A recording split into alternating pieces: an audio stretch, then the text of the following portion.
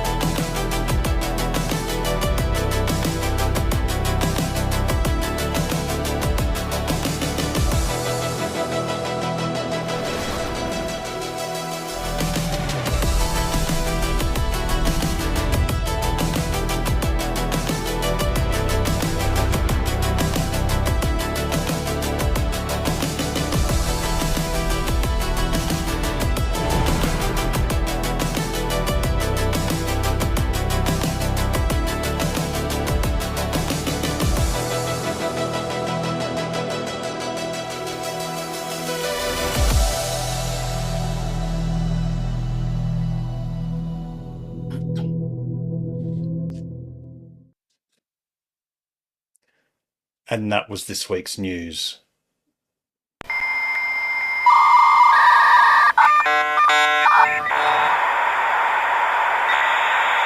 Indeed it was, and once again, welcome to the program.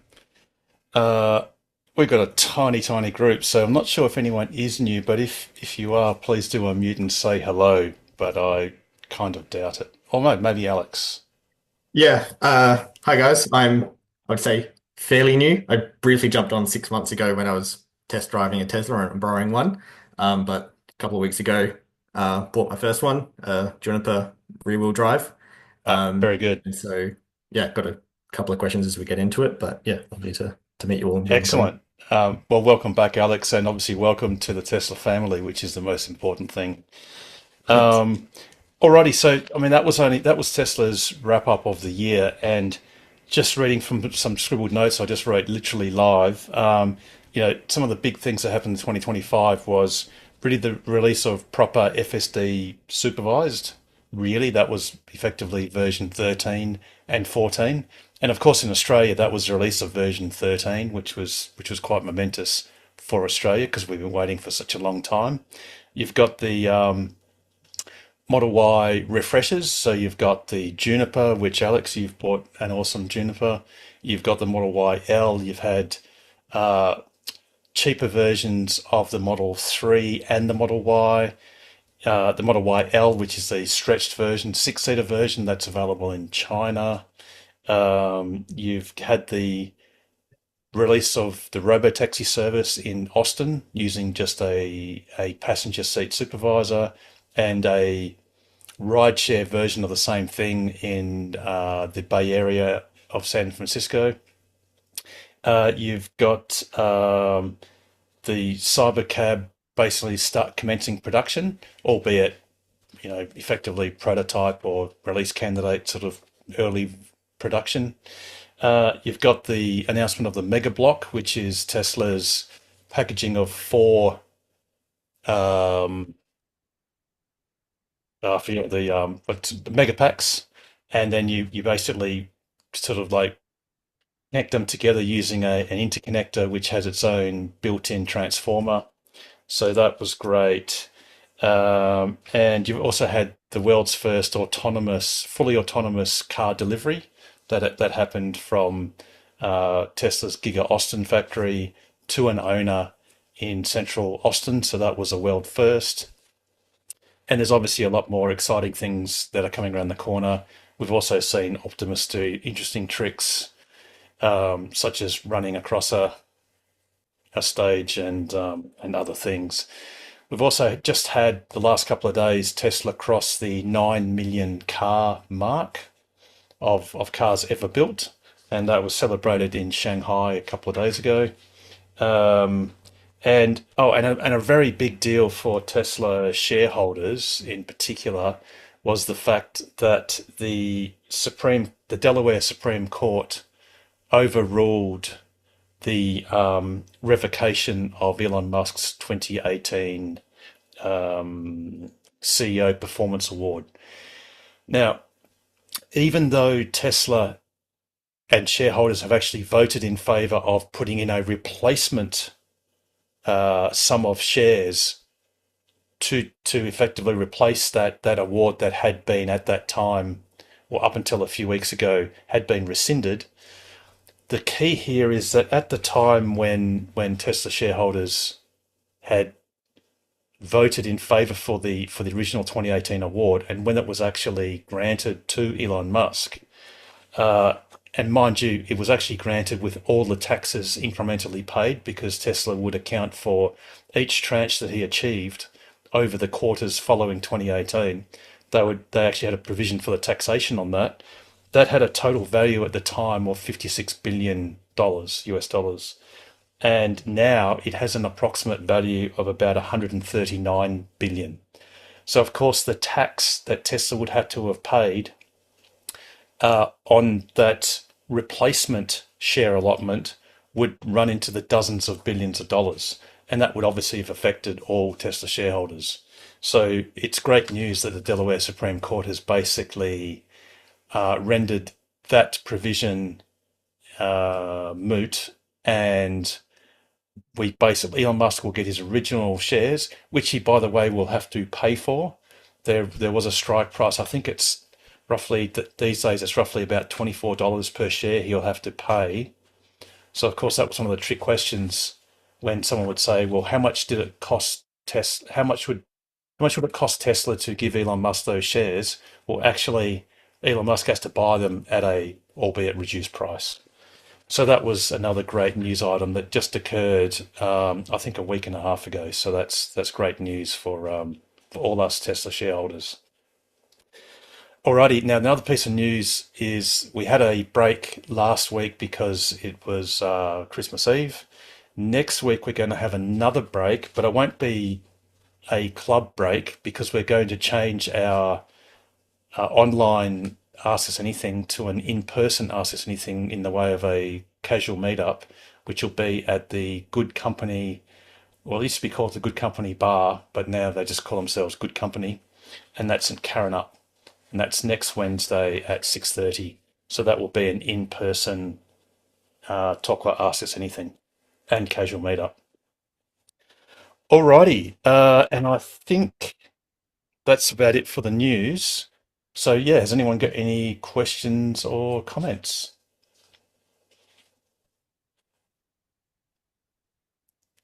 And I mean, Alex, if you got a brand new car, so you must undoubtedly have some questions.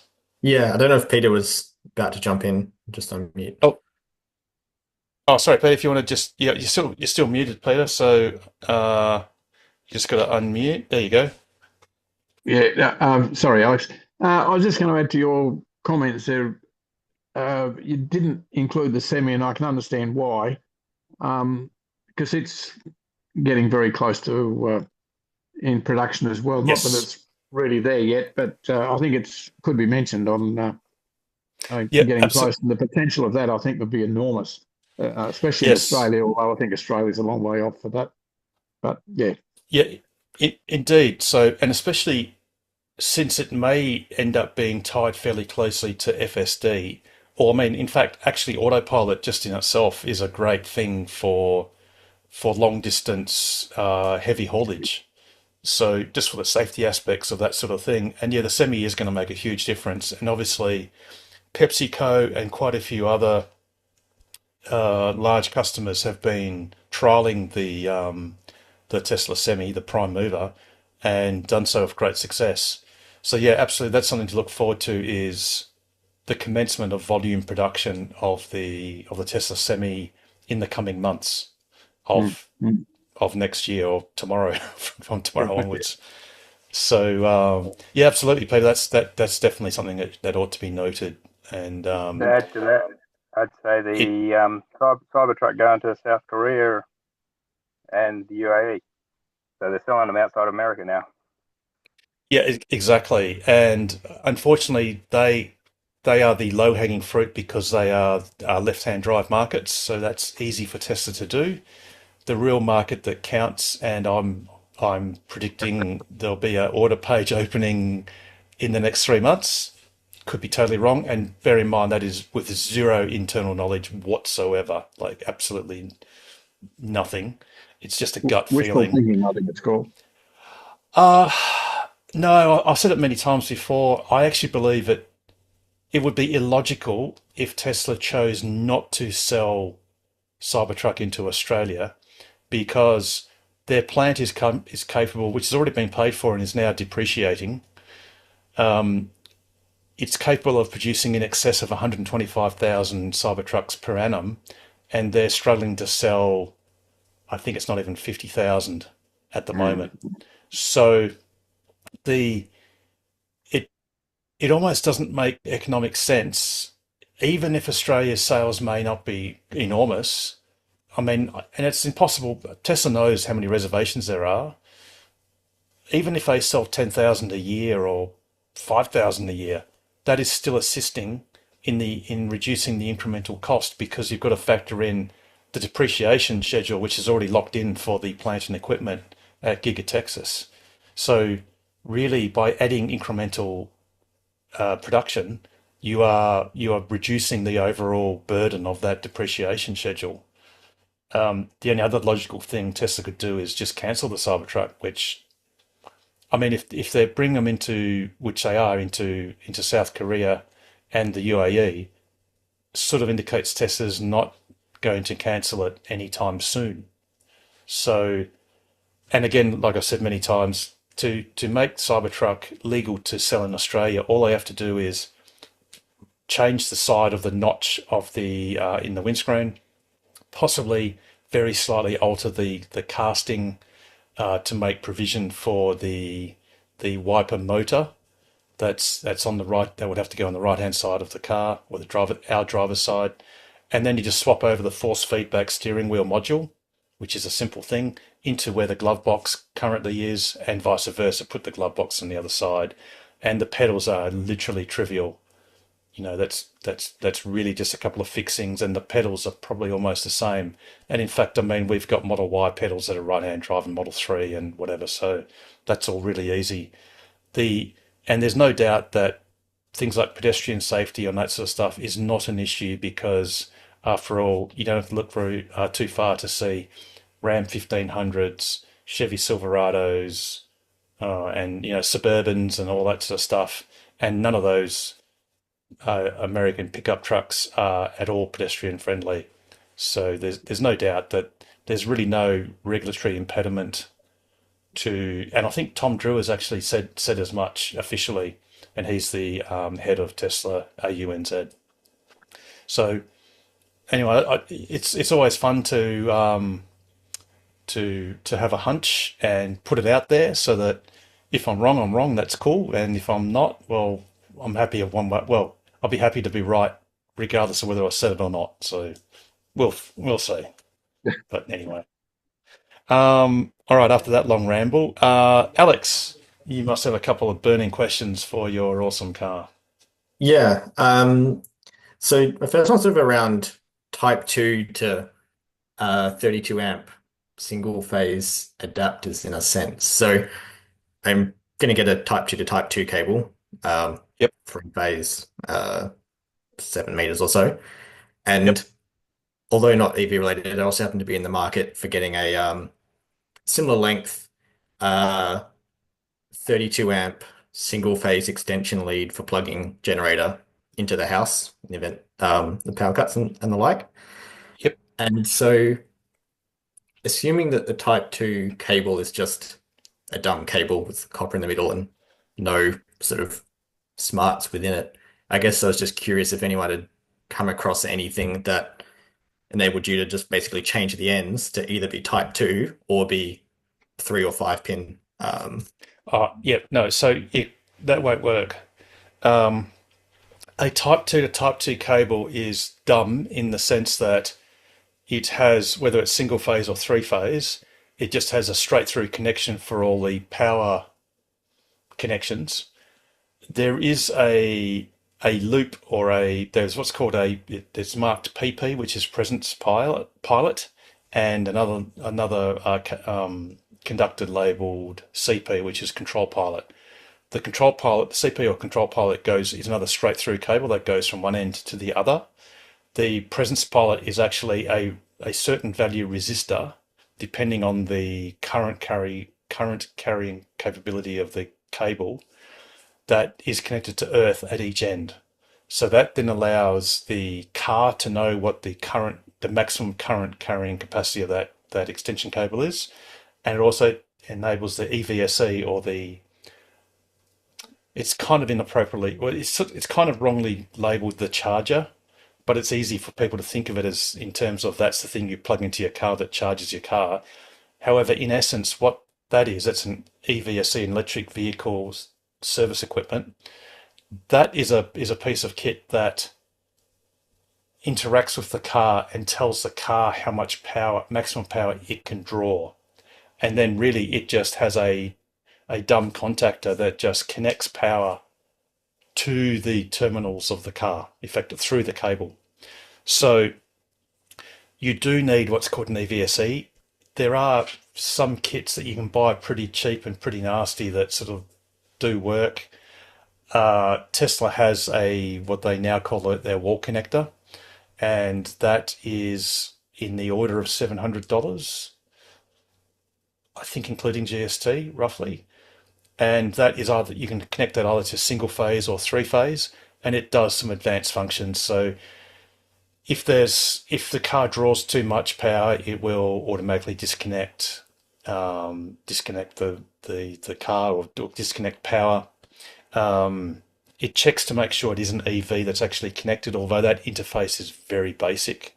So you might have seen on the internet that some people do things like they will have a female version of the connector, and they can basically have a little adapter, that couple of switches, that then just converts it to single phase or three phase outlet, so you can boil a kettle or something like that. So you really can't. There's no such thing as a direct 32 amp single or three phase plug going into a Type 2 plug via a dumb cable. There's no such thing. It's just that the sophistication of what's inside that module can vary from a 555 timer, a couple of resistors and a couple of diodes, to a proper microcontroller with current sensing and earth leakage detection and all that sort of stuff. So that's sort of the spectrum that you're looking at.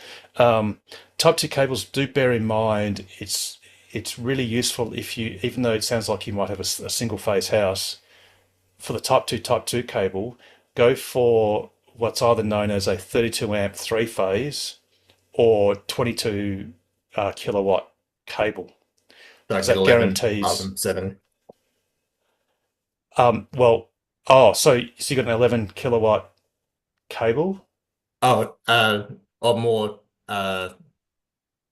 if I've rocked up at a let's say 20. Yes.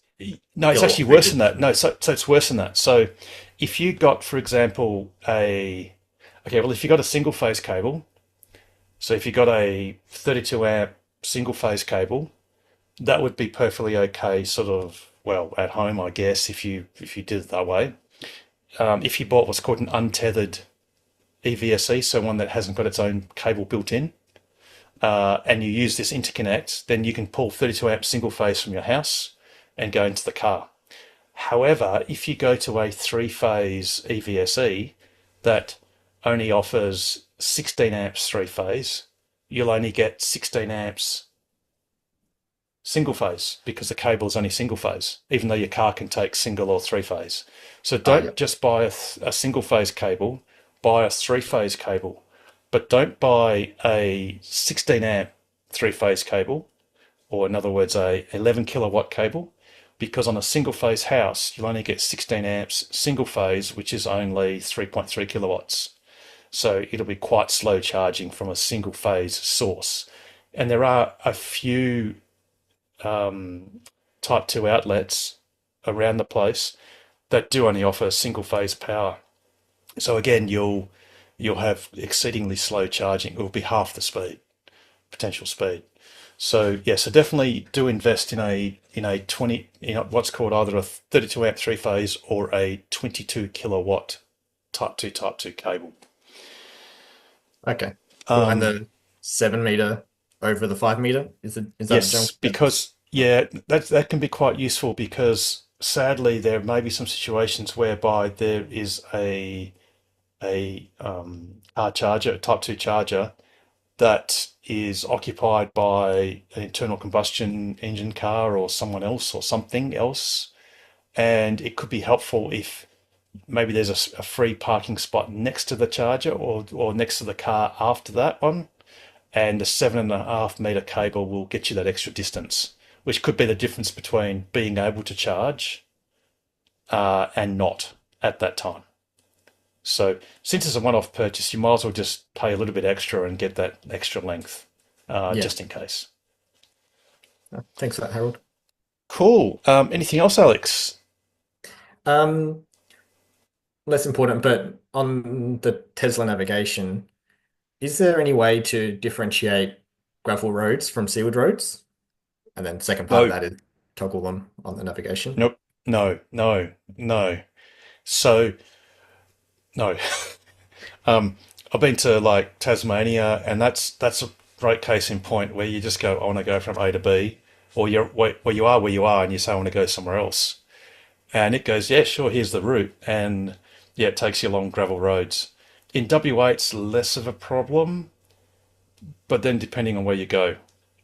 So, um, yeah, if you're really concerned about it, you can, well, I guess you have to sort of double check it on Google Maps or Apple Maps or something like that. Just take Um, the GPS out of my four-wheel drive. yeah, Get them. well, yeah, yeah, but you shouldn't have too much of a problem, Alex, if you're just doing standard sort of driving around WA in general. Unless, like Yeah, I say, you're going in some of the remote, or some parts of the wheat belt where the access roads are dirt. But then again, you've got no other choice anyway. If you want to go there, you've just got to go via dirt in any case. yeah. I was just exploring around York the other day, and twice I was just like following my nose, and then said, "All right, what's the best way to Williams from here?" And it would have taken me down gravel roads. So I was just curious. Yeah, but it should also show you a couple of light blue alternatives, depending. It doesn't always do it, so it sort of shows you when you first start the navigation or put in the destination and it does initial plot, it often will give you a secondary or a third choice. And some of those it might take a bit longer, but it would be better roads, which you can Okay. usually sort of tell fairly easily because I guess if one of them was a dirt road, it'd be like a jagged sort of thing that's sort of going in a diagonal towards where you want to go.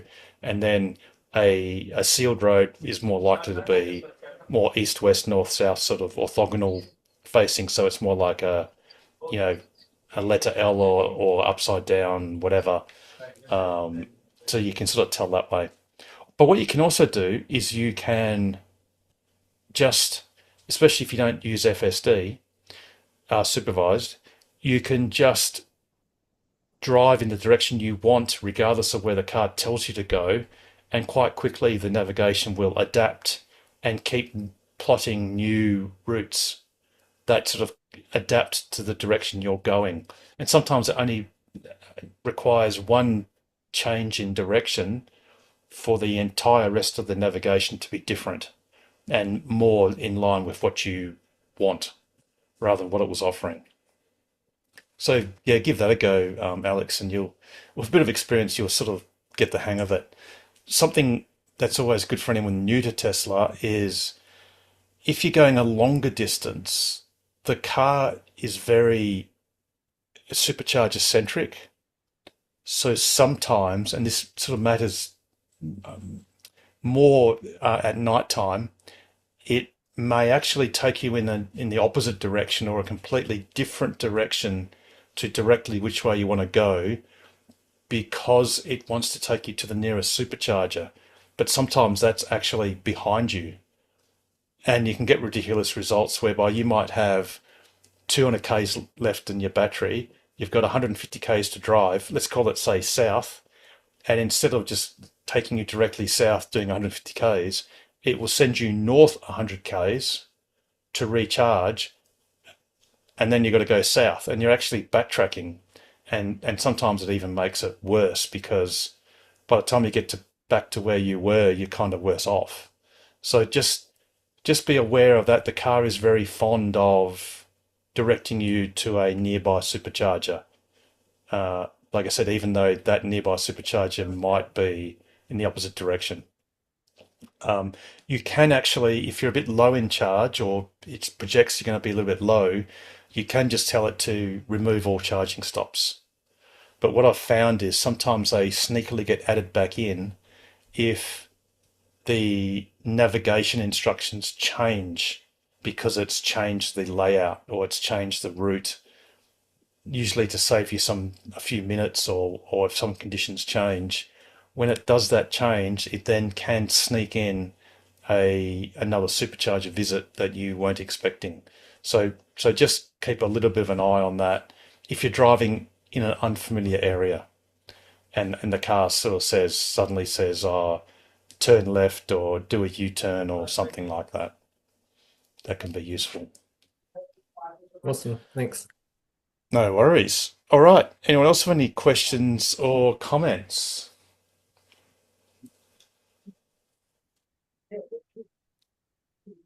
Oh, we might have a short evening tonight.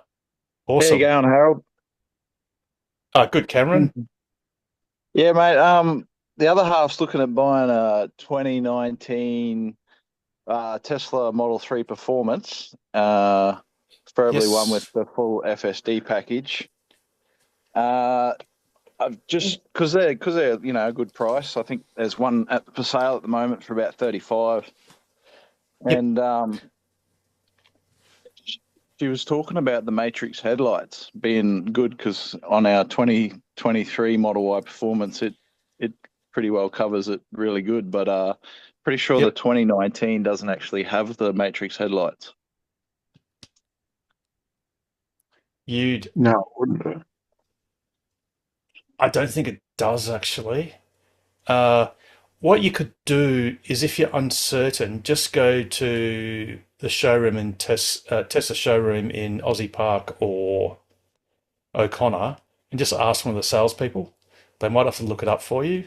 You could check depending on where the car is, like if it's in car sales, the blurb is often the standard blurb that they've extracted from like Redbook or whatever. And if Yeah, it doesn't whatever. mention adaptive high beams or matrix, then it won't have it. But Yeah, it might be worth just doing a bit of Googling just to see the specs. I personally don't know. Now, something else that's more important is you mentioned FSD, and if you're sort of saying, especially if it's got FSD included, one thing to be aware of is the FSD that 2019 Model 3 has is not the FSD that you've seen videos of in Australia. Yeah, correct. Sorry, I just had to put you on mute there, John. You said a bit of background noise. That's cool. Yeah, no, it's a hardware 3 model. I understand that. It's Yes. we're doing it for future proofing basically because one day it'll be good. And in fact, actually, speaking of that, there was another piece of news that happened. I become aware of it. I don't know, half an hour ago, or a little bit longer than half an hour. 40 minutes ago was that Tesla has once again extended the FSD transfer window into the end of next quarter, so the end of March. So that is for anyone that owns a current vehicle, say a hardware 3 vehicle with FSD, can transfer it to as long as they receive a new vehicle by the end of March 2026. So that window is again opened up again, which is great because in my opinion, the window should be open indefinitely until Tesla delivers FSD to those true FSD to those hardware 3 cars. Oh, it's So- twisting my arm to upgrade to a new Tesla Model Y Performance. Well, yeah, I The mean, Juniper. oh yeah, Well, well, that's the only real way I'd upgrade. is if they offered that, and if they're extending it, well, I don't know. 3 months is a good window. Yeah, you just want to check what the supply is. So just go to tesla.com and check what it says for expected deliveries. I think it was getting out into February, March. Let's have a look on the website. Those ones are coming in from Germany, right? They are, yeah, they're being made at Brandenburg near Berlin. February to April is the next shipment. No, Oh, no, I don't know. right. Because So- I got transferred into the last shipment. Sorry, John, Darling you were breaking up then, but I think I remembered you did get one. You got an NIMBY 20, didn't you, John? You got yours early. Your Juniper Performance. I got a spot. Yep. Yeah, fantastic. So, You have it? Cameron, you'd have to do it on the basis of Yeah. you could order it. You could be very clear with the sales guys that if you don't get it, okay, there's two risks. There's a risk it doesn't turn up in time, and you then have a choice. Do you just let it go, like cancel the order, and you lose your deposit, which is $300 or $400? Yeah, I Um, know someone who's ordered 2 and not collected their cars. Right. So you run that risk of, firstly, it doesn't get renewed. Sorry, firstly, that the car comes after or it cannot be delivered prior to the 31st of March. I think that's right. Next year. Then you gotta be mentally prepared to let it go Yeah. and lose your deposit. Or the another possibility is it doesn't arrive in time, but late in March, Tesla again announces that they will extend it for another quarter, which is possible. So, for example, there was a transfer in Q2, so that sometime is 1 or 2 or 3 months up until the 30th of June this year, so about 6 months ago. And then I think there was a couple of weeks where it like lapsed and that was it. But then they reintroduced it until the end of September this year. And then in the lead up towards the end of September, they then rolled it over until the end of this year. And now, only a matter of hours ago, Tesla has again rolled it over to the end of next quarter. So, but past history doesn't necessarily mean it's going to keep doing that forever. So there will be a time when it'll stop.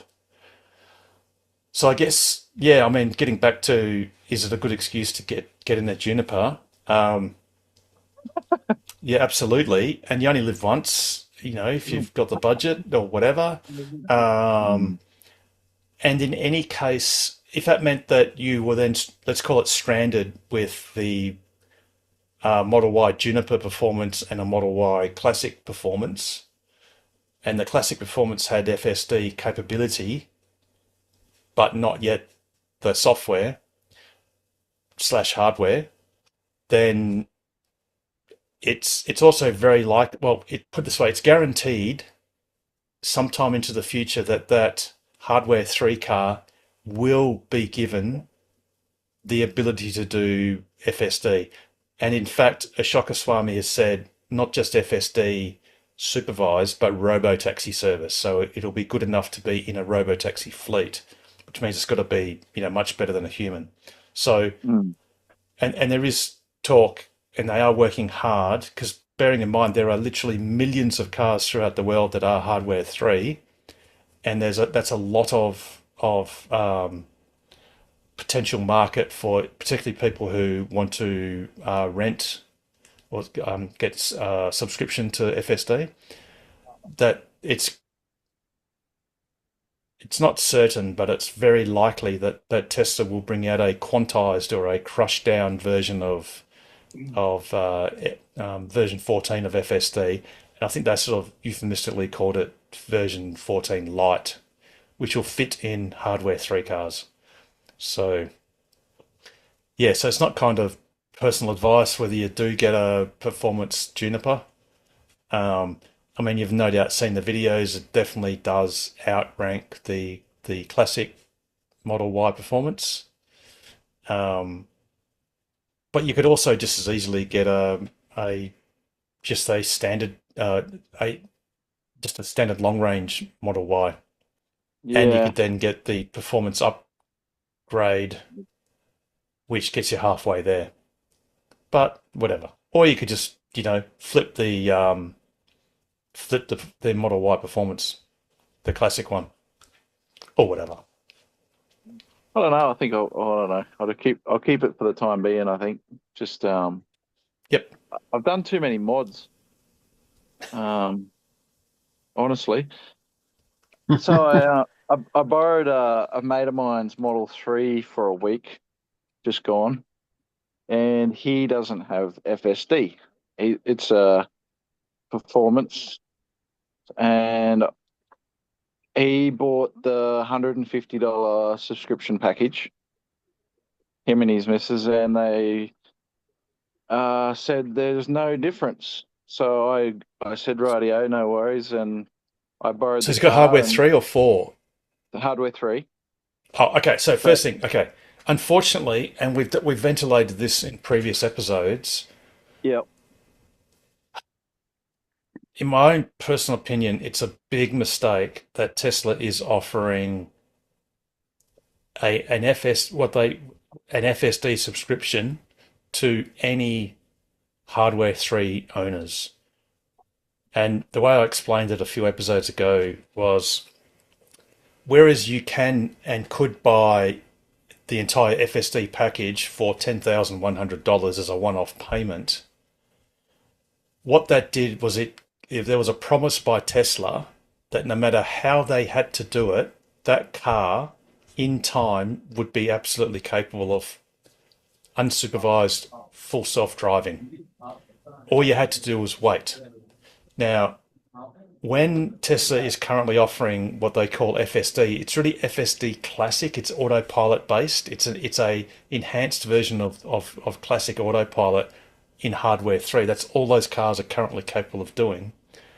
The biggest issue there is effectively a pretty much a 100% guarantee that hardware 3 car will never have, let's call it FSD supervised, which is what you see in all the videos throughout the world, or many parts of the world, including Australia.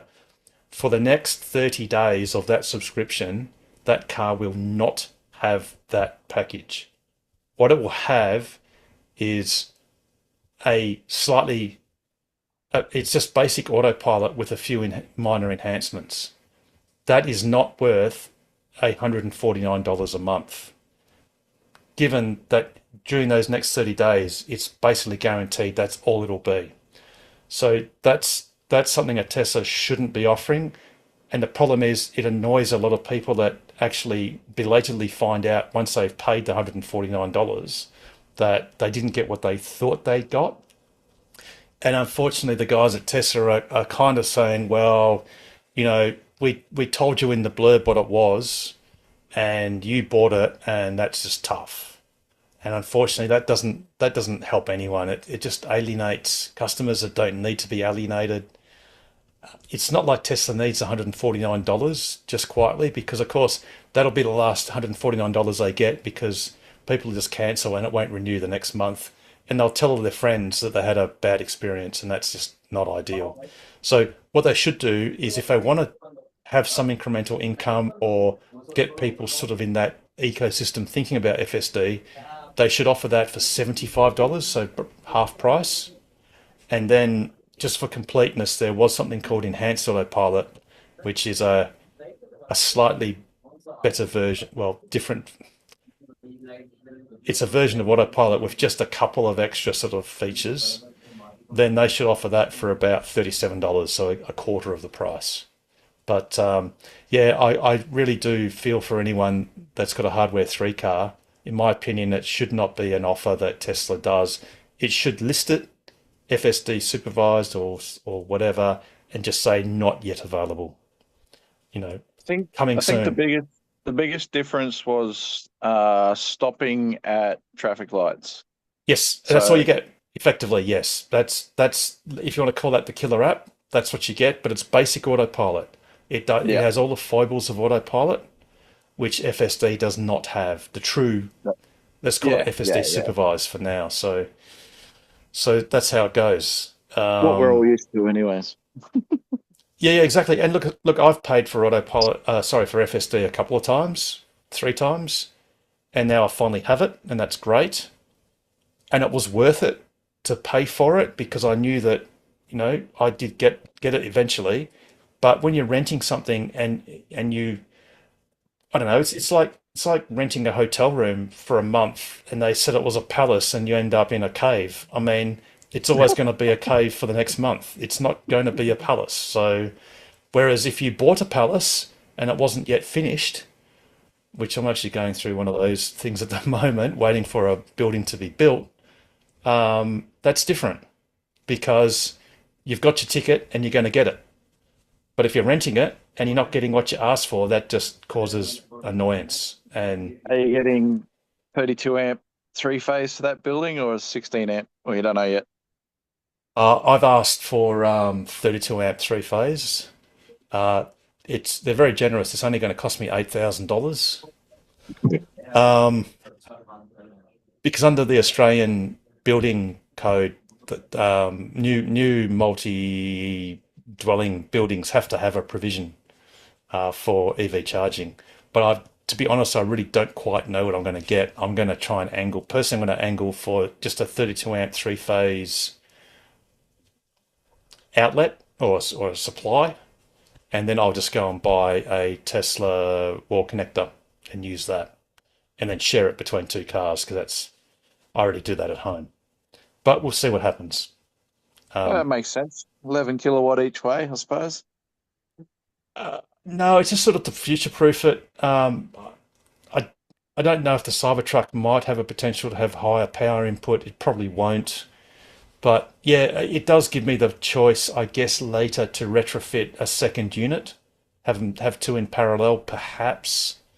But really, in reality, any multi EV family can more than live on a single, let's call it 11 kilowatt source, because after all, you're gaining about 75 kilometers of range per hour. So there's almost no family, even if you're a taxi driver, whereby you can't cope with charging your car once every couple of days as a minimum interval. There's no way on average that that's a thing. So if you've got 2 or 3 cars, it only takes about 5 hours, worst case, from flat to full if it's 11 kilowatts.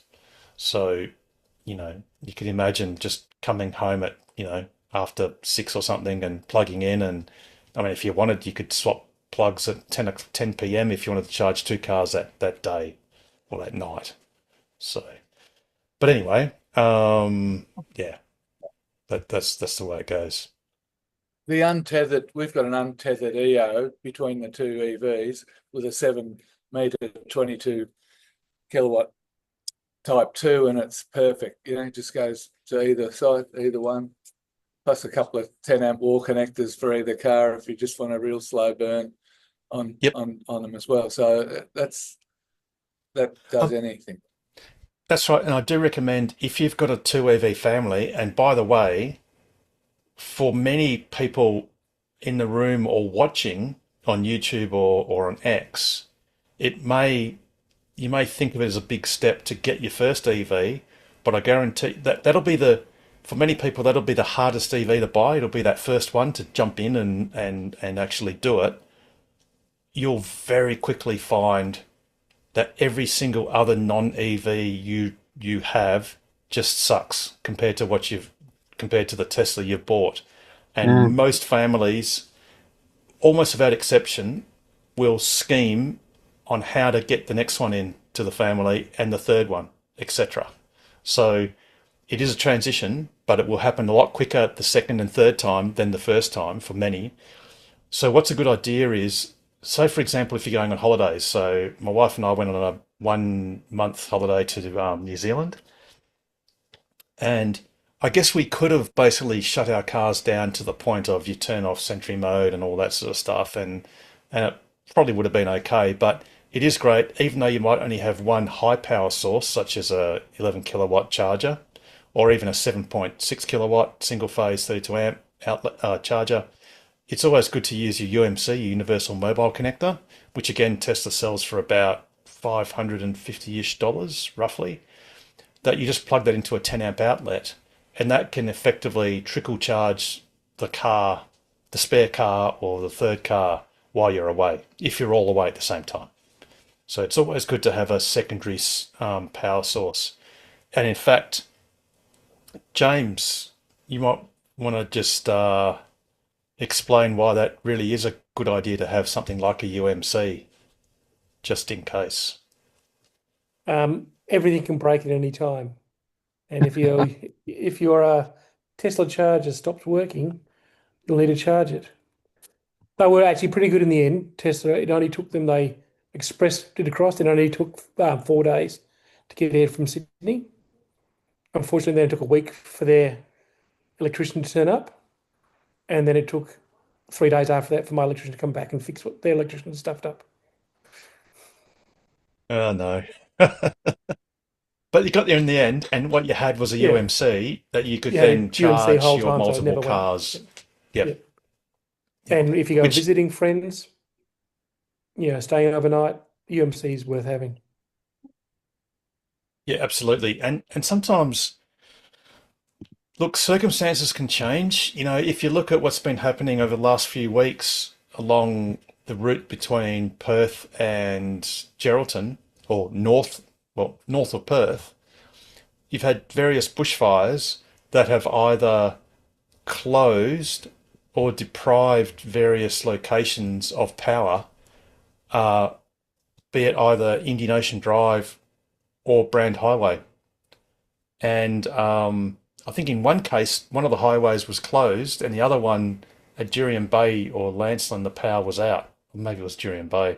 So it's always good to have a plan B, C, and D, or at least, the one thing that a UMC, which is only a 10 amp or 15 amp Bifredo caravan outlet, it's super duper slow. You'll get 15 kilometers of range added per hour roughly, and that is very slow. Do not cross Australia using nothing but 10 amp single phase. But if the worst happens, it'll be a difference between staying there overnight or for the rest of the afternoon or for most of a morning to get to the next location. It'll be the difference between doing that and being greatly inconvenienced to being stranded and having to wait possibly a couple of days for power to be restored, depending on where you are. So the UMC in the boot is a great thing to have. It's great. It's like a spare tire. In fact, Tesla, in places, even including WA, which up until the recent past, we were really the third world, but in all first world locations for charging, Tesla always refers to the UMC as an emergency charger. They literally call it that. The salespeople call the UMC an emergency charger. It's your last line of defense.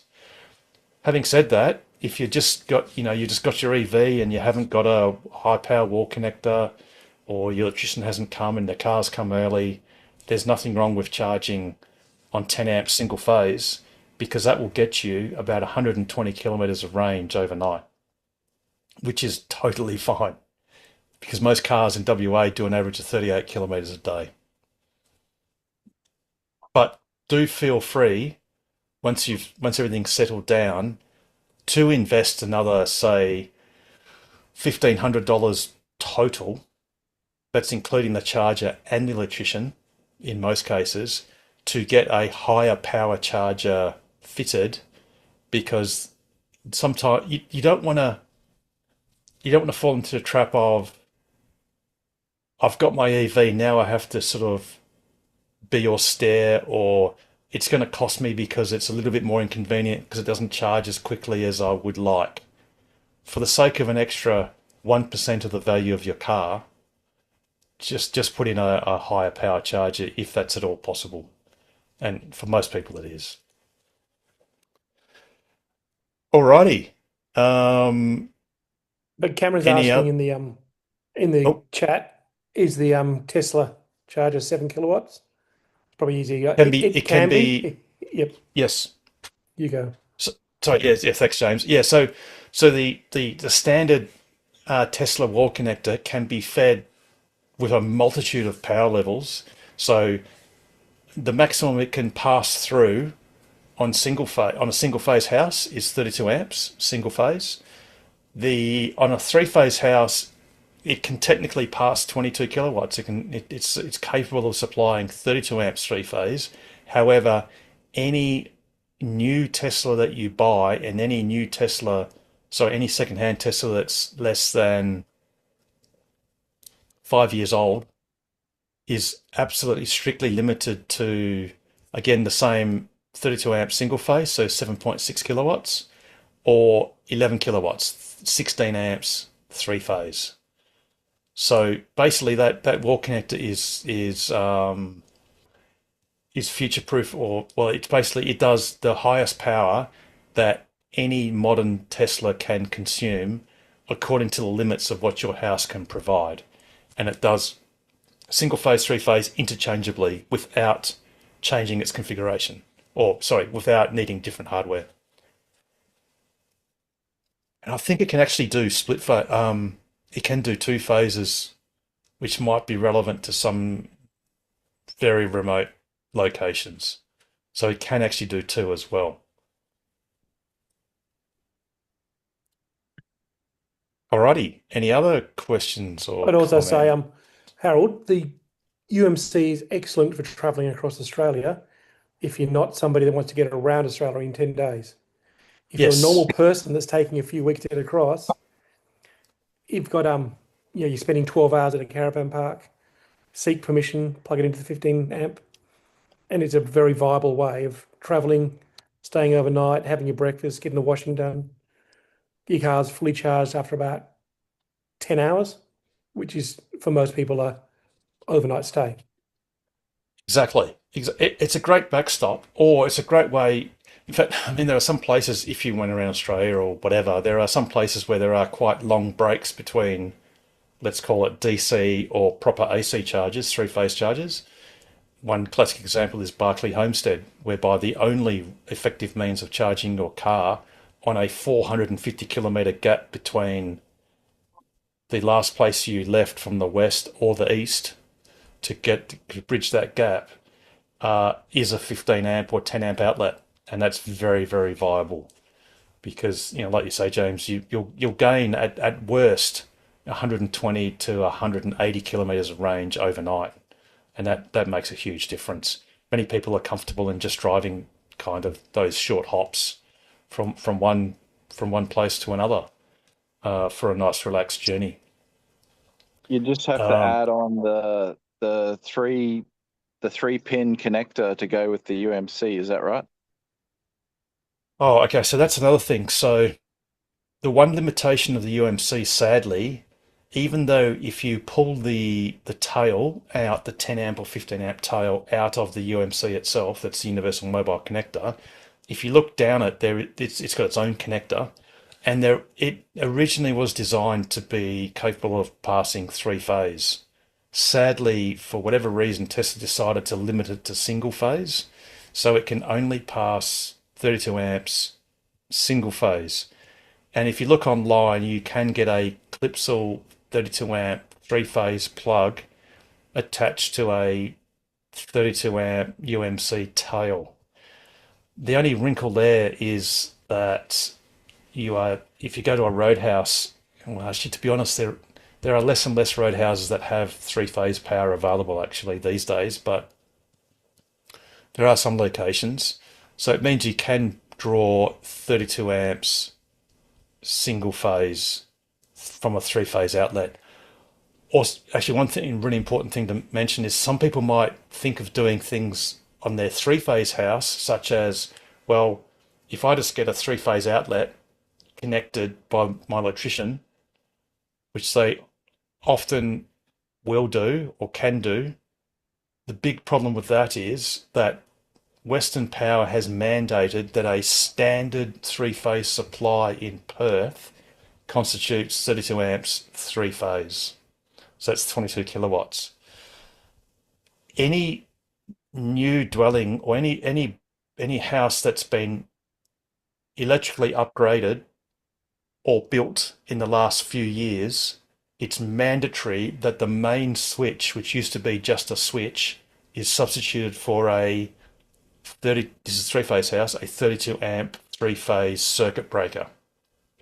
Now, if you pull 32 amps single phase into your car from your house, from your three-phase house, by definition, your house will be overloaded because the electrician, when they first wired the house, they were obliged to balance the three phases across your various house loads, which means as soon as you draw 32 amps from that one phase, if you turn a light on or almost anything else, it'll be overloaded.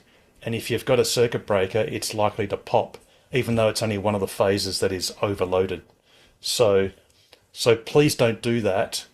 If you really must, then do something like reduce, and you can do this from your car and from your app, reduce the current down to say 24 amps or something more reasonable, so you don't pop your main circuit breaker in your house, in your modern house. However, you can actually apply to Western Power to have the power run to your house upgraded. And sometimes in many locations that basically really just involves paperwork and some thousands of dollars for that paperwork, and there's no actual modification you need. You can then get your electrician to upgrade the circuit breaker, and in some cases Western Power may upgrade your boundary fuses to cope. So it's something that's doable, but it's not something that's a God-given right to anyone to be able to have done. So just be aware of that if you're contemplating using your UMC as let's call it a cheap version of a charger, of a higher power charger. You may find it's actually in the end cheaper just to go with a Tesla wall connector and have it properly installed, especially on a three-phase house. Single phase, different story. Single phase houses in general these days in the metropolitan area have a 63 amp single phase supply. So drawing 32 amps out of the 63 is not terrible, depending on what loads you've got. And so, Harold, if I understand correctly, it's the three-phase supply and pulling it out of a single phase at 7 kilowatts that's the issue. If I've got three-phase supply and was to pull it out via all three phases at probably 16 amps, then it's fine. Yes, because on a three-phase house with 22 kilowatts of input supply, at worst, you're going to pull 11 kilowatts balanced across the three phases. So whatever it is, 3 point something kilowatts per phase, or 16 amps each phase, and you've got a total overhead of 32 amps. So as long as none of the other any one of the other three phases doesn't draw more than 16 amps at the time, then it's totally fine. And of course, you could then, and if you're on the edge because you've got some lumpy single phase load, you could have something like a induction cooktop that was a single phase version, perhaps, or some other lumpy loads, an old single phase bore or pool pump or something some air cons are single phase as well, and they're not perfectly spread across. You might have a large single phase aircon, and at the same time you might have a pool pump or something else that's on that same phase. You can then just reduce your power going to your car by reducing your current from say 16 amps to say 12 amps three phase, something like that. And of course, there's nothing stopping you from asking an electrician to do a load balance, so they can effectively turn everything on and then just clamp over each phase to see what current's going through, and then maybe shift some loads from a slightly imbalanced phase to a better one or a less used one. So that can also happen as well. And on that topic of three-phase 5-pin plug on the wall to the car, are there any recommended brands for those chargers? Obviously, you have the smarts in the middle as well. Oh, so well, Cones or- if it's a house installation, to be honest, just go and get the Tesla one. Just go to tesla.com. Actually, I'm not sure if you can buy it through your app. Actually, once you've got your car, I think you can go to accessories in your app, or at the very worst, just go tesla.com, log into your account, and go into the shop. Make sure it's in Australia. So it often, usually your what's the name your browser will do it automatically. So if I look here, sorry, I'm just going to try and get a screen share. I guess the only thing is then I can't use it at a Roadhouse or Yes, other but random places. Right? again, there is some advantage in having a separate setup for your house and traveling, because it keeps it cleaner. It guarantees that you'll always have your portable setup in your car, which is where you need it on the road, and you haven't, say, forgotten it. Because if you use you can buy a portable three-phase charger, and some of them can be fairly cheap with a 32 amp plug, and you can have a socket fitted at your house, at your three-phase house, and you can have it usually plugged in there, and then you charge your car every day, and then you go on a trip. Well, you might forget it because you're distracted doing something else, and then you may find yourself hundreds of kilometers from home or thousands of kilometers from home and be without it. So that can be a pain. And really, to be honest, those three-phase plugs aren't really technically designed to be continually plugged in and out all the time. You'll notice they actually have a threaded collar on them, and they're really designed for appliances. And you see this at Red Rooster and takeaway places, big fat fryers. It's a large appliance. It's kind of sat in place. You plug the big plug in and you screw the collet on, and it's kind of used, well, once or twice. So they're not really designed to be used a lot. They don't, unlike the Type 2 cable, which you'll notice, and this includes superchargers or DC chargers, they are zero insertion force connectors. They're expensive, and because they are zero insertion force, they are quite expensive. Whereas those Clipsal three-phase connectors, they kind of more or less have split pins that put a lot of friction when you plug them in and pull them out. So they're not really designed to be incessantly used. But in any case, you're much better off having a fixed hardware at home. I know this isn't the cheapest solution necessarily, but it's the best solution. And again, like I said, you got to try and resist the urge to have to suffer by having an EV. And I think a lot of people get in that sort of spiral where they get addicted to the fact that, especially if you've got solar, using an EV can be very cheap, like very, very cheap. So rather than, supercharging being roughly half the price of petrol, and charging at home on a standard tariff is about a quarter of the price of petrol, and charging on solar is almost free. Some people can sort of flail themselves and suffer for their love of EVs, and life's too short to do that, really. So if you go to tesla.com, and like I said, you can see here it says ENAU, and if you're not sure, you can always look at the that globe thing there, and that you can actually select your region, but it usually does default to Australia most of the time. And then if you just go to shop, and you can go charging, well, in fact, so you can get a home and mobile connector bundle, and that just disappeared. So I'll just go back here, and if you go shop now, that is actually at a discounted cost. So this is the two paired together and that is $1,200. Now, if you want to compare that to the individual costs, you get a wall connector for $800. Actually, that price has just gone up slightly. It's a 7.3 meter cable. So again, you could be in a double garage, and doesn't matter which way you park your car. Well, you can charge both cars regardless. So that's $800 for the wall connector, and for the UMC it's $550. So they call it a mobile connector now. So you have a wall connector and a mobile connector, but you can get them bundled and save a little bit of money by getting the pair of them for $1,200, and that's actually delivered for free to your door.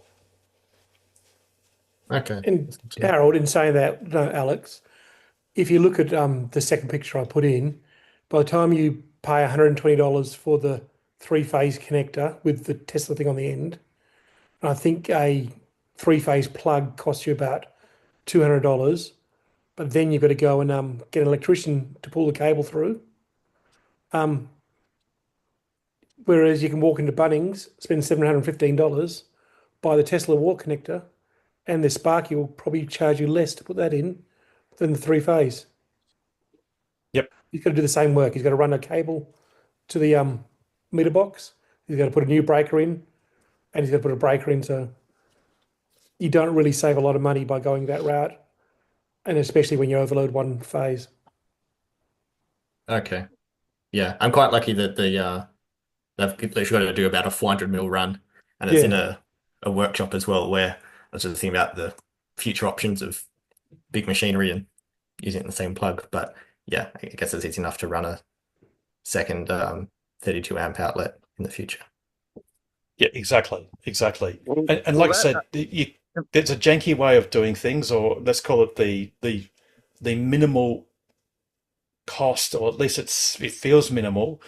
But again, well, in fact, as James alluded to, even on a three-phase house, even if, look, technically you had big boundary fuses. I mean, I built a house in 2005 on a virgin block, even though it was in the suburbs. And when I applied to Western Power, it might have been Synergy, but then it goes sort of through Western Power, and they said, what power do you want? And I said, what's the standard service? They said 80 amps per phase. And then I said, have you got any other biggest, power coming in? And they said, yeah, we've got 120 amps per phase. And this is to a standard residential block. And then I said, how much does that cost? And the lady said, it's the same cost. And I went, just tick that box, please. I'll have that. So that house, I presume, still has rather large boundary fuses. But technically, according to Western Power, they kind of retrospectively declared, actually all residential properties on the Swiss have a default power level, supply level of 22 kilowatts, so 32 amps three-phase. And that if you wanted to do more than that, you would have to apply for it and pay an uplift factor. So sometimes, yes, you may be able to do it,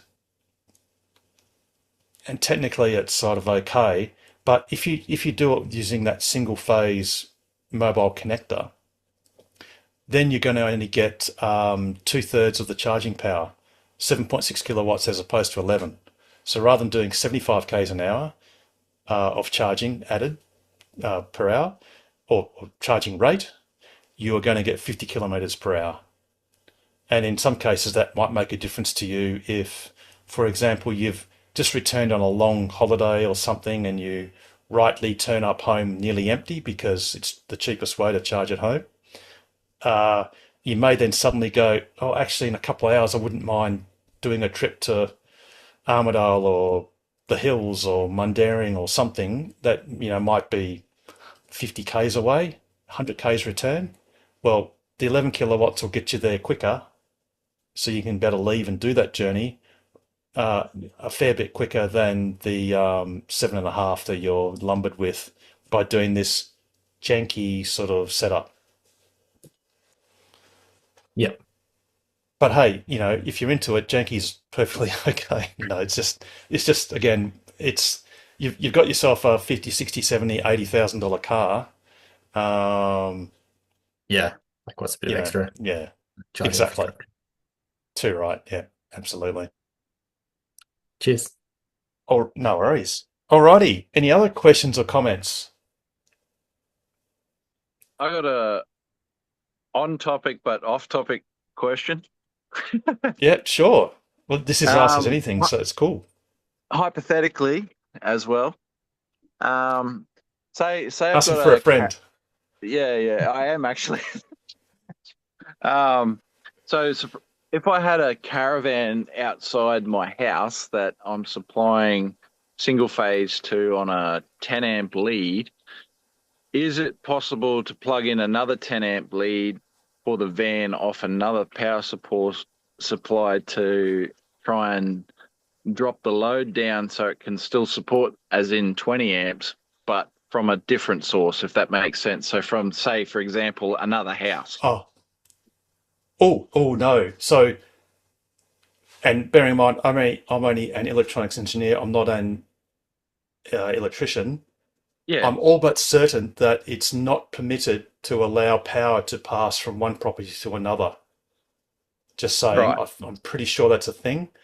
Well, let's say a However, generator. Let's say we put a generator Yep, outside. yep. Now I So, understand the phases are going to be different, but I'm talking about putting them into the same yep, yes. So electrical it's box. worse. Yep. So it's the one thing that kills you, and this is something I worked on my first lap in 2018 using a Model X, and I had to do it a very expensive way, and it never, in the end, it didn't work because of a software update in the car. The one thing in the modern time that kills that thought of putting in two separate supplies in parallel to double the current, Yep. and that's ignoring some of the safety aspects of you've got to have the resistance of each cable has to be similar, otherwise there'll be more current flowing through one cable and whatever. Yep. The thing that kills it is RCDs, so residual current devices or earth leakage detectors, which are mandatory on all outlets, Correct. probably in Australia. So the thing that kills it is as soon as you connect, even if they're in phase, so we're talking in phase, so you had it in phase, two RCD outlets, connect them together, instantly trips off, instantly. You can never do it. It'll never work. So I actually resorted to buying very expensive, extraordinarily heavy. They were 20 kilo, no, they were 40 kilos each. Isolation transformers, and doing it that way. But and that was me trying to get two lots of 15 amp single phase into my car. And in the end, it was in Fitzroy Crossing where I tried it and it didn't work, and I never used it again. It's because of the fact that RCDs ruin it for everyone. Well, not ruin it; they're an essential safety item, but it changes the metrics. It's not even possible to parallel things up outputs anymore. It just won't work, and that's getting by all of the other difficulties with safety, legality, and anything else. It just won't So work. not even two remote generators working in parallel. Like, No, because I'm pretty sure those remote generators need to have RCDs as part of their output to be legal these days.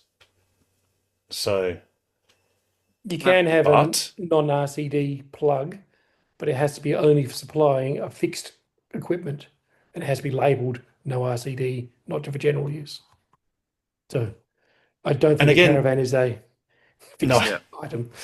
no. And if you're in the bush and you're in your own premises, and what you do in the privacy of your own premises, bearing in mind, I think one of the few authorities that can enter a property without a search warrant.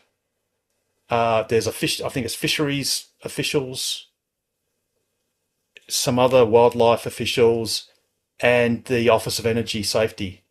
So an inspector from Energy Safety is permitted without a search warrant to enter property for the purpose of determining the safety of electrical connections anywhere in Australia.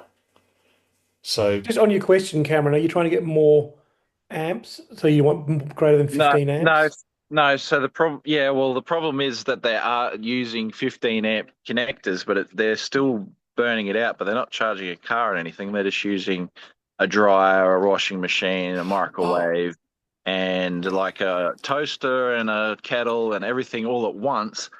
And he's just trying to work out, because he goes to different locations all the time and seems to burn out their wall plug basically, and he just wants to work out if there's a better way he can get more supply, because the guys that he has working for him doesn't exactly understand load or current, and just keep frying cables. So he's forever replacing extension leads basically to keep this operation going.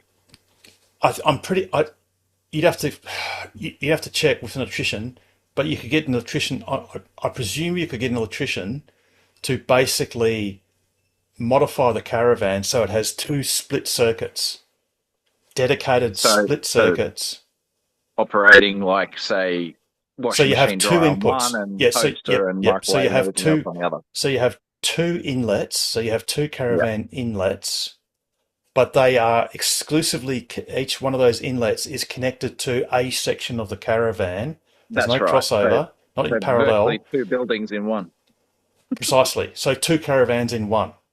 Yeah. And then I don't think that would be a problem.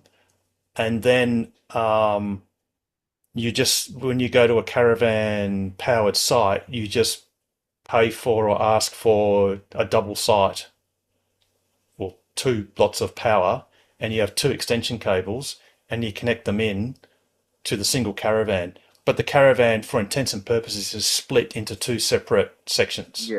Electrically split. And it's got RCDs and all that stuff, because caravans, usually the modern caravans have an RCD inlet. They have an RCD on the inlet for safety, so that anything that comes out of the caravan from that inlet is protected. That you could. I'm pretty sure.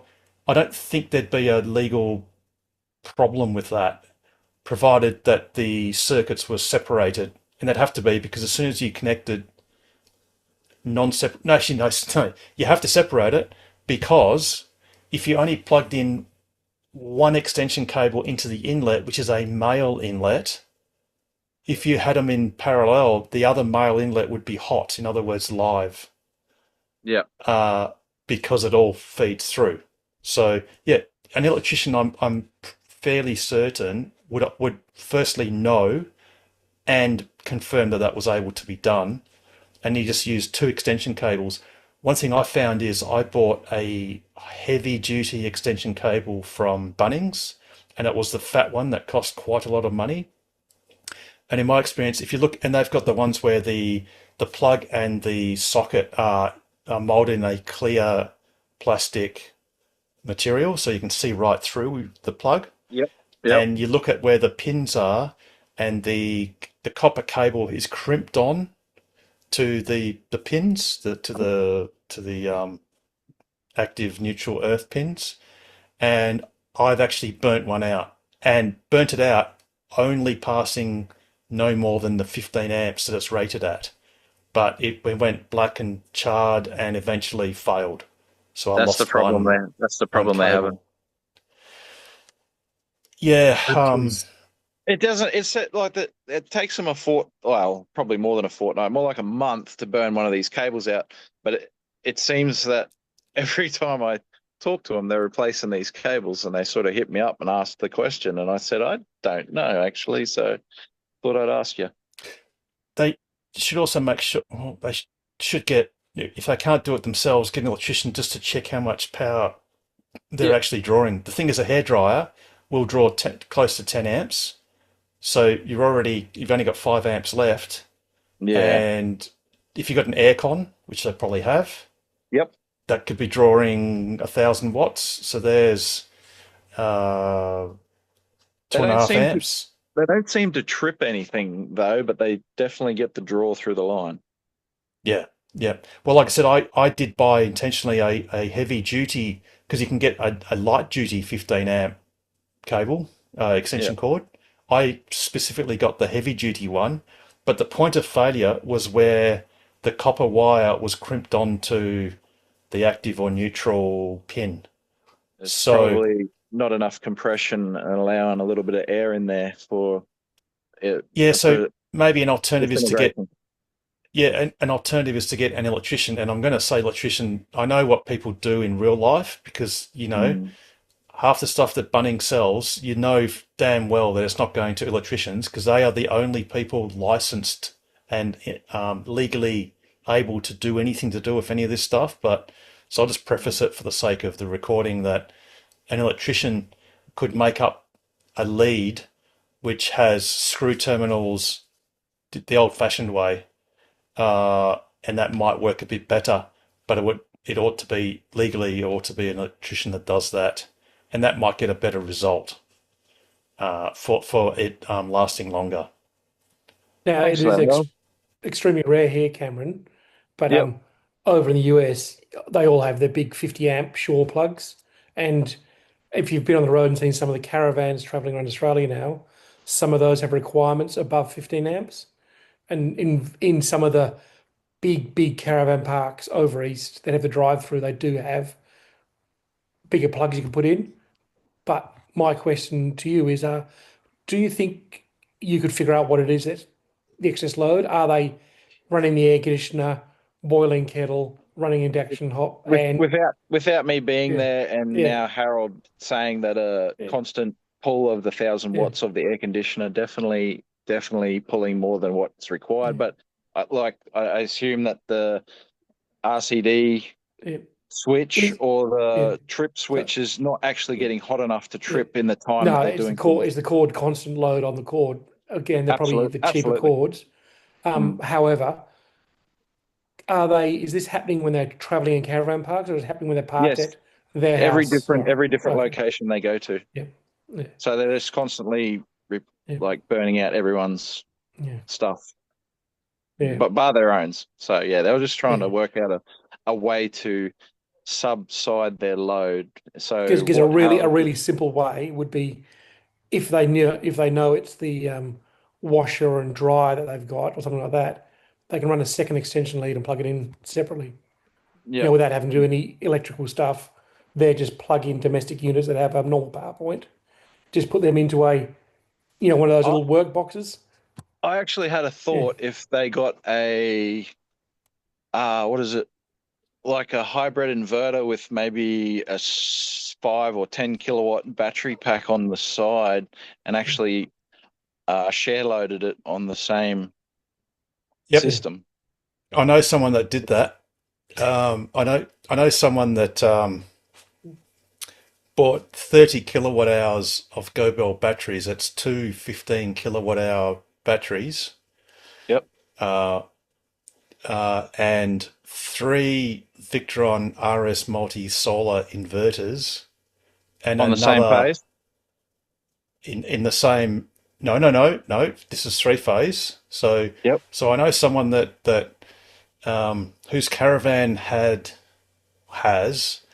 a 15 amp single phase inlet. Actually, it has two 15 amp single phase inlets.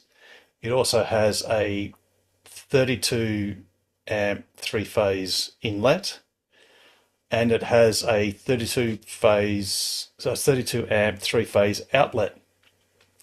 And with the three and it's got 1,500 watts of solar panels on the roof, and that can charge their car at either 11 kilowatts AC off grid, so completely off grid, or using a 30 kilowatt AC DC charger or AC fed DC charger with up to 32 amps of inlet, say from a 32 amp three phase outlet from a Roadhouse or something, can charge their car at 30 kilowatts using shore power DC. and battery power. DC, yeah, 30 kilowatts DC. To their Tesla? Oh, the caravan's not Tesla, but this person drove his Tesla and caravan around Australia twice. One in the figure eight, and I think one in the figure eight, and the other one just standard lap that also happened to include Tasmania. So that's the extreme end of what is possible. So yeah, it's certainly. So what they could do is to vastly simplify this, they could have a Victron system, a single inverter, because we're talking single phase here, single inverter hooked up to a reasonable battery size that effectively smooths the power, and something like an RS Multi or something like that. One of the benefits of a Victron inverter is that it can implement what's called like power augmentation. So let's say you're drawing, well, you could tell it to draw no more than 10 amps from shore power, and it will do its best effort to charge the battery. So you can set it up so that if you're drawing 5 amps from to do things in your caravan, and you're plugged into an outlet, you could get it to pull 10 amps into the caravan, 5 goes to a load, and the other 5 goes effectively to recharge your battery, your onboard battery. Now, once it's full, say, you've told the inverter, don't draw any more than 10 amps from shore. If at some peak or whatever in time you draw more than that, or the caravan wants more than that, it'll pull the 10 from the shore, from your outlet, from the inlet, and augment it with power it generates from the battery to feed your load. So if you're drawing for a short period 15 amps or 16 or 17, 18 amps, whatever it is, it'll take 10 from the shore or whatever you tell it to, and the rest it'll get from the battery if the battery's not flat. And that'll balance the load virtually. And does it basically instantaneously, does it very, very well. The other benefit is if you're not at a caravan park and you're free camping, then depending on how much energy you've got stored in that battery, you can run things while you're not at a powered site. Very viable, very viable. And increasingly caravans are doing it. A really simple, I mean, obviously, Cameron, you've said they're not sure what's causing it. They should go and get put an amp meter on there, one of those little clamp ones on the caravan, and just go and turn everything on and off. Yeah, I've suggested that. Suggested that, and I've also told them to get some smart switches and stuff to watch. Because obviously they just don't know. They're probably unaware, and it's like most people in caravans know. Oh, if I'm doing the washing, I can't run the aircon, and so you can really simplify things like that. You only do the washing during the evening when you don't need the aircon.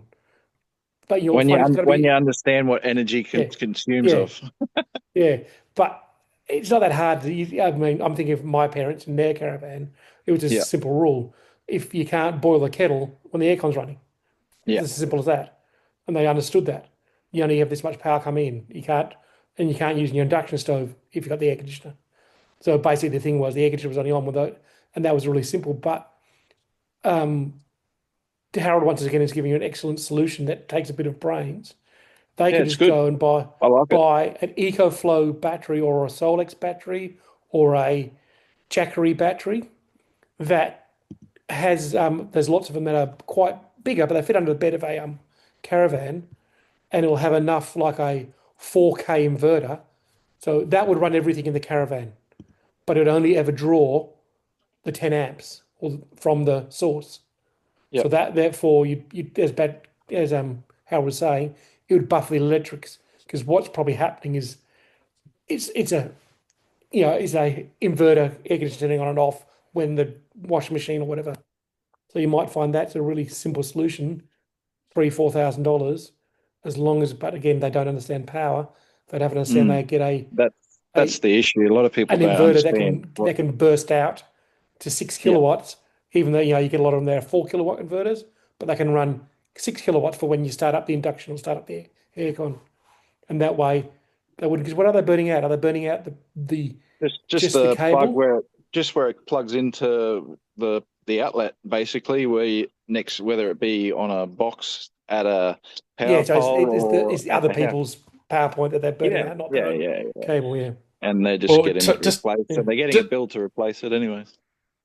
so just to be clear, Cameron, they're not burning out the extension cable; they're burning No, out they the got one of them outlet. heavy duty ones that you've got. Yeah, Do make sure though that the contacts are Yeah, clean. clean. So yeah, so right. if they're sort They're of probably not corroded clean.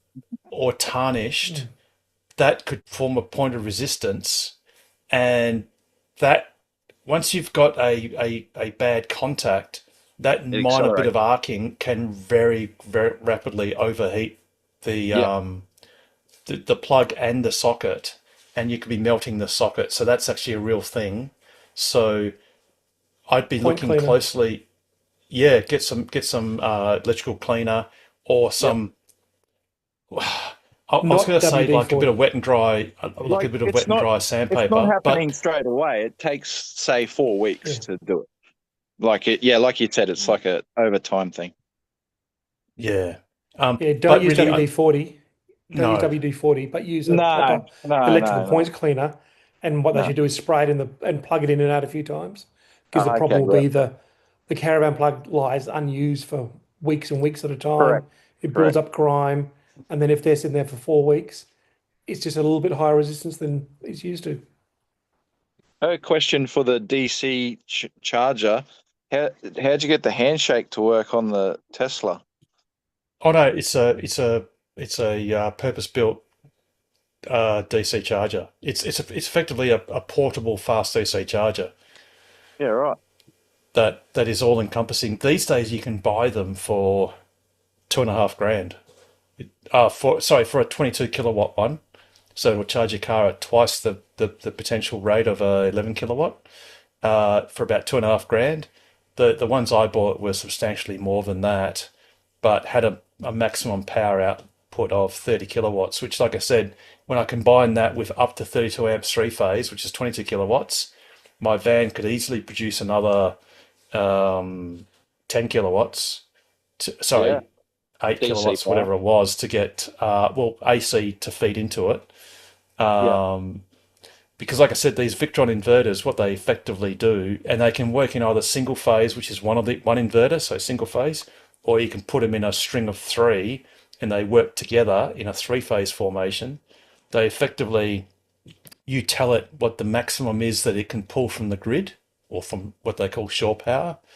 And if you set that to say 32 amps three phase, and I'm pulling 45 amps three phase through the system, it will limit the power coming from the socket at 32 amps, and the rest comes from its internal inverting. yep. But like I said, I mean that was really done as a technology demonstrator and to show what was possible. It's not necessarily, caravans don't need three-phase power, but increasingly, actually, I think one thing that's going to happen, and I did speak to a couple of caravan people, especially the one at I can't remember if it was Barclay Homestead. Maybe it was somewhere else. Actually, it was somewhere else, and they actually said that they set their circuit breakers to like 10 amps because they go they're sick of caravanners just pulling huge amounts of power because they've got multiple air conditioners running, they've got all sorts of appliances running simultaneously, and it's becoming a bit expensive, and they're kind of sick of it. So they're, in a sense, the caravan parks are kind of fighting back and actually reducing power. So I actually think caravans, modern ones, because you got mobile homes as well, like Winnebagos and stuff, and the amount of power they're drawing with huge air cons. They'll probably have to start thinking about a larger, like a 20 amp inlet for caravans and outlets, of course, or maybe offering three phase into caravans because, like all things these days, everything's getting bigger and more power hungry. Which, by the way, you can if you look up the 3112 AS 3112 standard. they're in that 3-pin format, where everyone knows what a standard PowerPoint looks like. You can get that in a 10 amp format, a 15 amp format, a 20 amp format, I think a 25 amp format, and a 32 amp format. And each of the smaller power ratings fit into the larger ones. So you can put a 10 amp 3-pin into a 32 amp 3-pin. It's just that they do different interesting things with the earth pins, so that you can't put a larger capacity plug into a smaller capacity socket. But it's actually a very clever system. So it's a little bit like when you see a 15 amp.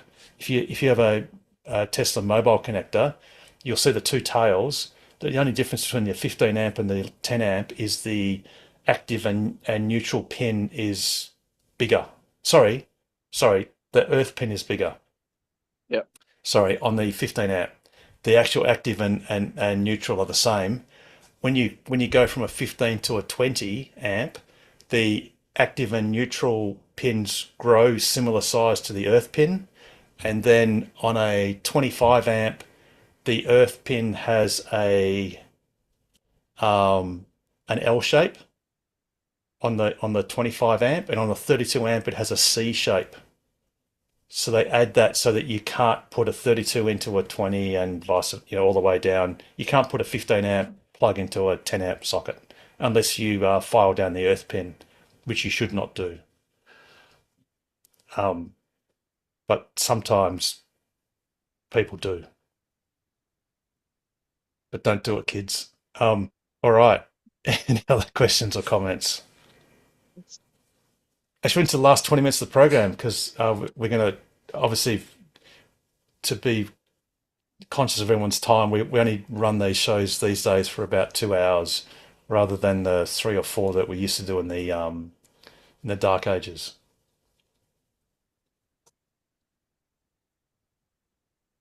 Sorry, So, what yeah, Cameron's any- question? Yep. What Yep. Cameron's question brings up is we've now moved into that EVs as consumers. We're all a bit nerdy. We like to nerd out on like 3-phase and single phase and this plug and that plug. But it's getting to that point where it's so consumer. People don't want to know that, and they shouldn't need to know that. And this is like earlier where you talk about you should know the nuances between FSD supervised, advanced autopilot. It should just my car, plug it in, it works. And it's like fast chargers. The Nobody knows biggest what- question Yeah. that I get is how long does it take to charge it? Yeah. And Okay. that's the hardest question to answer when you own one, because We normally are you say going- 20 seconds. Yes. Yeah. Yes. So Cameron, so the correct answer the correct answer, it's not the correct start of the answer is when someone asks you that is it depends on the 20 seconds. situation. If you're at home, it takes 20 seconds, 10 to plug in, 10 to unplug. 10 to plug in the evening, 10 seconds to unplug in the morning. And Yeah. just like your phone, when you put it by the side of your bed on your inductive charger or plug it in or whatever, it literally doesn't matter how long it takes to charge, as long as by the time you wake up in the morning, it's finished. So that's one part of the answer. Then the next part is, well, it depends. So again, if you're at home, you can charge you can add between 50 kilometers of range on a built-in charger or 75 kilometers of range per hour. But really, that's just the overnight thing. And on a fast DC charger, you can add, depending, but on average, at least 100 kilometers of range per hour for at least the first couple of 100 kilometers of extra range. So really, there are some places where charging on the road in remote areas can be a little bit of a slight inconvenience, in that you might be in the middle of nowhere and on a 50 kilowatt charger, and it might take an hour to fully charge your car. But if you're on a string of fast DC chargers, so if you're going down south, look, I just went to Denmark a couple of days ago, and I deliberately went the milk run to just collect a few superchargers for my supercharger passport thing that Tesla has on their app. And I went past Eton, Busselton, and Margaret River. and I only spent a few minutes at each of those charges, literally. Um, and in previous laps, I've gone down the eastern seaboard, and in most places with well-spaced charges, it takes longer for you to go and have a comfort break, and get a bite to eat or a coffee than it does for your car to be ready and charged for the next location down the road. So in most situations, if you're living at home, it doesn't matter how long it takes to charge your car, because when you wake up in the morning, it's full or full enough. And on the road, in most places, again, it's the car charges faster than you can deal with it in the normal course of events of getting a break or a snack or something. And then in the very rare cases, it might be slightly longer, but all the other benefits of having an EV vastly outweigh it. It's just that Yeah, complete no, mindset of saying Yeah. 30 seconds, because that's all I take to charge my car. I should get that printed on a shirt. My car only takes 20 seconds to charge. But it's true. I mean, Yeah. how long does it take to charge these things? Yeah, not even. That's right. Place it on the I mean, it table. can take, hours potentially, depending on the charger. But again, well, if it's at night and you're sleeping, well, then you don't care. Or if, for example, I went the milk run to Denmark, and then again I had to go to Albany to collect that supercharger for my little passport thing, but I didn't need to charge, and I ended You're gonna up have doing it a in- top up. I did a top up charge at Williams, and the car said for me to arrive at home with enough charge, I would have to spend 6 minutes at Williams. Now that just gave me enough time to have a wee, and my wife as well. But I tell you what, if I ordered a Reuben sandwich or almost anything at the Williams woolshed, and eaten it, that process would have taken 20 minutes, and my car would be well and truly full. And a couple of times at the woolshed, I've actually had to disconnect it so as not to get an idle fee. So when you're on a normal sort of steady holiday, you'll find that you spend more dwell time at the charger location, not because you need to charge longer, but because whatever you were doing, like having a break or a snack or something, took longer than the supercharger. And that's what happens all the time. Yeah, I don't. Yeah, you're absolutely right. I haven't found any inconvenience in having an electric car myself because of that reason. I find traveling just feels so much more easier / relaxing. Yeah, and for anyone that's got a Tesla that hasn't yet used proper FSD, that level of relaxation in the coming months is just off the charts. It's just you're just there for the ride basically, and just enjoying the view. And that's what's coming to almost every Tesla in the coming months. Looking forward to So it. yeah, absolutely. Speaking of which, for those of us who are, let's call it long-suffering first version of FSD users, there's still no sign of a software update. So you might have heard on YouTube or internet or X or whatever, there was a Christmas update. So that had a couple of interesting things. One thing I didn't get enough time to play with is you can upload a graphic of your number plate. So I haven't even tried that. I do know you have to do it has to be a 400 by 200 pixel JPEG, I think, or whatever, some graphics file format. You can have a custom wrap on your car, as in graphics. You can set your home address or your work address location. This is more for people living in rural areas. You can drop an actual pin to the precise location of your house. For people that might be on acreage, so that can be useful, especially when it's in things like when you're at home, you want to turn off Sentry mode, if you've got like a garage or you're in an area that's pretty secure, and that will save a fair bit of energy. So as a pro tip, the car will use approximately 10% of your battery in a 24-hour period if you have Sentry mode running, which, by the way, is totally worth it if your car is insecure, like you've got on-street parking, or you're parked in, say, a carport or something, then it's definitely worth it.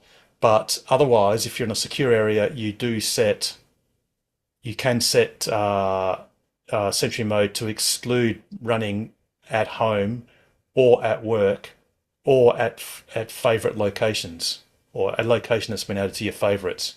So that's definitely a pro tip to think about, because otherwise you may think, well, I haven't really driven my car much. I haven't charged it for a week and it's nearly flat.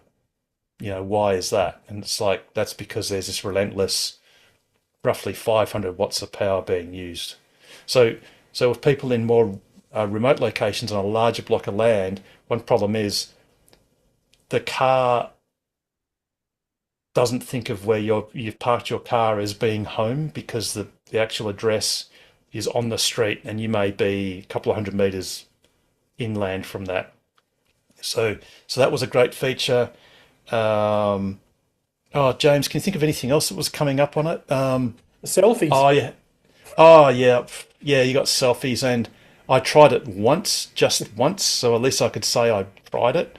And yes, you can get what would you call it? It's like semi-transparent sunnies. Like you can have, it's like black rimmed glasses frames, spectacle frames, and you can actually resize them and retilt them. So if your head's not perfectly straight, you can change the angle of it. And for somebody who's only used it twice, you seem to know a lot about it.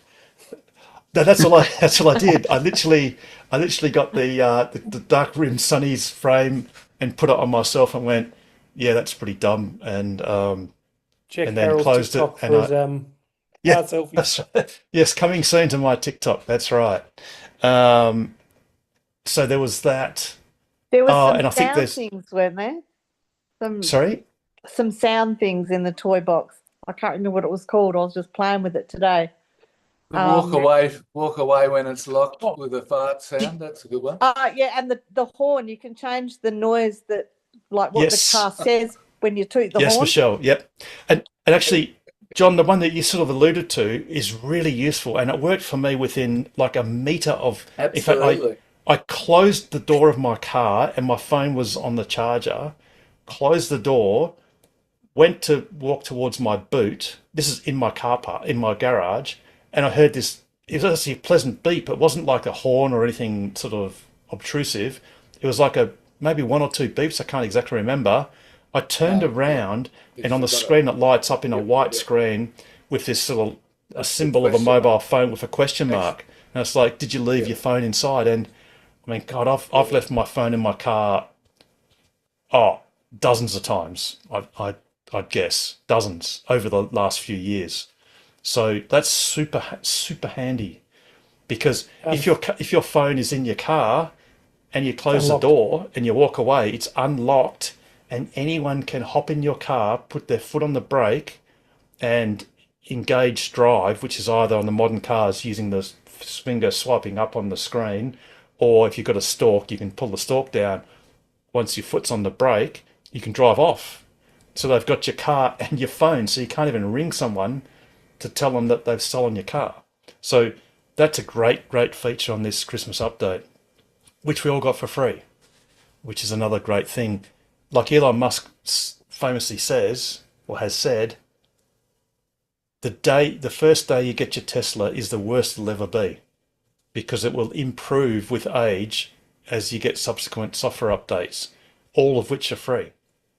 So he actually said the Tesla is not actually a car. It's the most fun you can have on four wheels. Yes. And it is. And some of these things are frivolous, like selfies for TikTok and Rainbow Road and Santa. I think it's enhanced. And the docking simulator. Yeah. Oh, yeah. Like, if you want to go to the ISS as a Dragon astronaut, you know. exactly. I mean, yeah, look, I'm sure that if you wrote a letter to NASA or whatever and said I want to get a ride on a Dragon capsule and I should be an astronaut because I've got 1,000 hours experience on Tesla's Dragon docking simulation to the space station, I'm sure they won't even write back to you. They won't even acknowledge your email. So, but pro tip, Elon, I know you're watching. I really wish you'd produce an emulator of the touchscreen on a web page, on Tesla's web page. So anyone that hasn't got a car, or even if you do have one, can just sit on a PC or a device and play with the touchscreen as if it was connected to a car. So then you could see all the features, the menu items, and all that Yeah, sort of that's a good stuff. idea. That would be a great initiative rather than allowing budding astronauts that aren't going to make it to the space station, which by the way is going to burn up at the end of this decade deliberately. Um, yeah, do the car simulator before the other Yeah, that'd one, be but great because if they did the simulator, because then they could have a little bit more help things. When you hover over it, this will do this, explaining what. Because sometimes you yes, look at it and you're like, what does that mean? You switch it off, and then 3 days later you realise, oops, that's something I actually needed. yeah, It yep, didn't Like say demo like, mode. yeah, yeah, and it can actually do driving simulation whereby yeah. it shows you visualizations of what autopilot does or FSD does or reversing or driving in round corners and all of the other menu the radios, you know, all that stuff that yes, eventually we all get to use, but it's just sort of, I mean, there's some parts of the car. Look, I can't believe, and it's kind of unfortunate the number of Tesla owners I see on the freeway on a daily basis that I know are not using autopilot. Because you can tell instantly if the car is not dead Yeah, center and if the speed's wandering all going up over the and road. down, or they've got their hands on the steering wheel fully engaged, and they're not centered in the lane, you know they're not using autopilot as a basic free feature. Every Tesla that's sold and has been sold in the last say 5 years at least has autopilot included. And there are so many cars I'm highly confident that those owners have never used it, and that's a real lost opportunity. Well, So again, I'm glad I'm not the only one, Harold, because yeah, that really niggles me when I see someone with two hands on the wheel and they're all over the road. I'm just like, whew, mm, Probably the they two know useful they things. Sorry, the two useful things in the update would be the view in dog mode. So oh when you're in yes, Yeah. dog mode, you can look at in the car and the dash cam having the telemetry on it. oh yeah, oh James, you're brilliant because this actually brings up a video from someone who's a friend of the channel, and I'm just going to bring it up. Here we go. So before I show the video, the setup was this gentleman. I'll just read his post. He goes, "Thank you, Tesla and Elon Musk, for the new dashcam dashboard. This was a completely legal overtake." So I'll show the video in a sec. "Even done below the speed limit of 110 kilometers per hour. However, the officer who informed me his body cam was on, so he's got one of those body cams on, so he got pulled over after overtaking a like a ute at the speed limit. But this guy accused him of doing 131 kilometers per hour. Right. So that had that proceeded, that would constitute a $400 fine and 3 demerit points. However, this is only a couple of days ago, and we're in the double demerit point period. So that's 6 demerit points and $400. I'll show you the video. So this is that button going to work? There we go. So this is the setup. You can see the actual telemetry there. So it's at Beaufort River. It's on Boxing Day, 93 k's an hour. passing is that a Mitsubishi Triton perhaps? Doing 93 k's an hour, overtaking, touches 109, no more than 109, sweeps across. Up here there's a bend. See this vehicle here? He's now doing much less than 109. The speed limit is 110. On the lights, pulling him over. So the thing that I find really disturbing is there are three possible scenarios. Oh, and sorry, and by the way, this is this new enhanced thing that you get with Dashcam. So you can, this was just done using a camera looking at the screen. So it shows the speed you're doing, what gear the car is in, and whether it's on autopilot or FSD, and it shows indicators and your location and the precise time. So there are three plausible scenarios. The first one is disturbing, and the other two are grossly disturbing. The first one is the calibration of the speed detection thing on that car was out by 25%. Now that is laughable. In fact, probably impossible. And it's all but certain that's not what happened. What is, and there were two police officers in this vehicle, which makes it even worse.